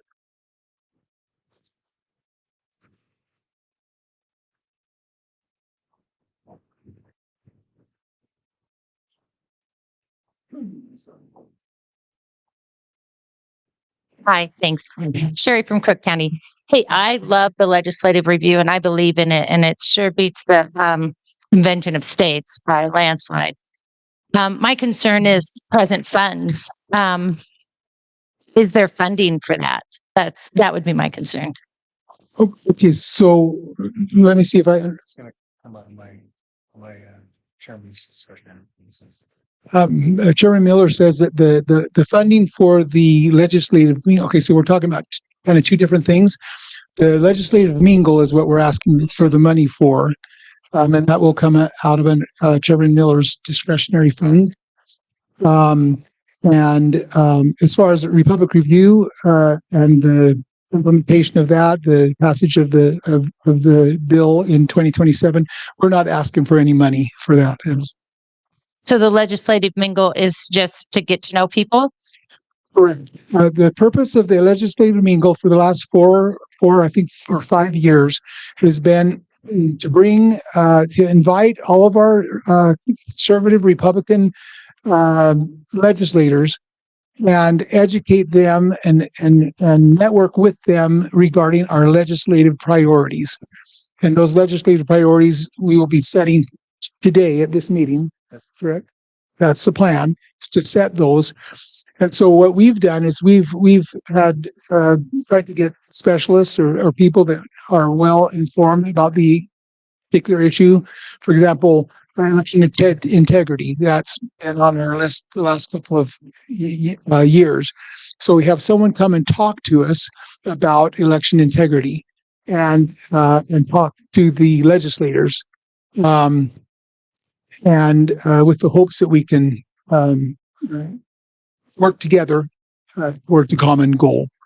So the $1,300 is to pay the expenses for these people to come. For those people to come, to offer them a meal and to sit and listen to our spiel. And as part of that, obviously, it's the Republic Review Committee that's doing the work. So we take a little bit of time and we explain Republic Review, because that's a concept that a lot of our legislators just don't understand. So we talk about the legislative priorities, which Republic Review has been for the last 4 to 6 years. We've been one of the legislative priorities. We won't be this year because we're not bringing a bill forward, but we will still talk to our legislators about it at the legislative meeting. Thank you for the clarification. Okay.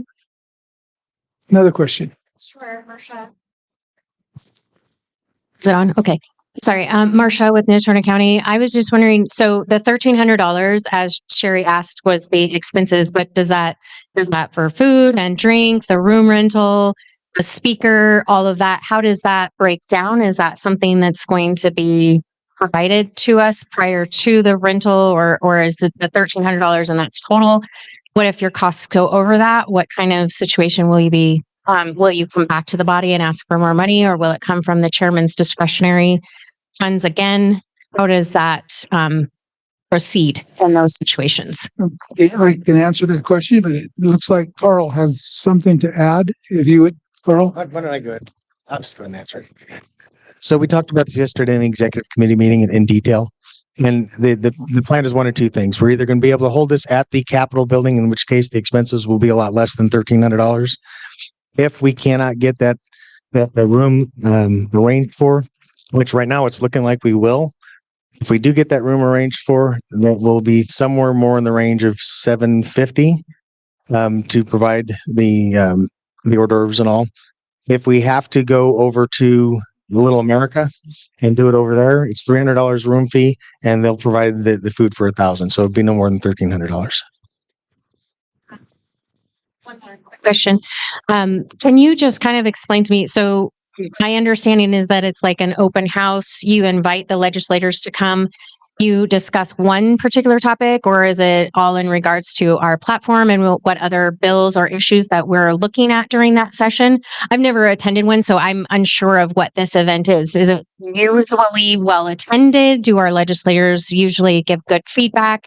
What kind of, I mean, is this a useful event? Yeah, I'll address that.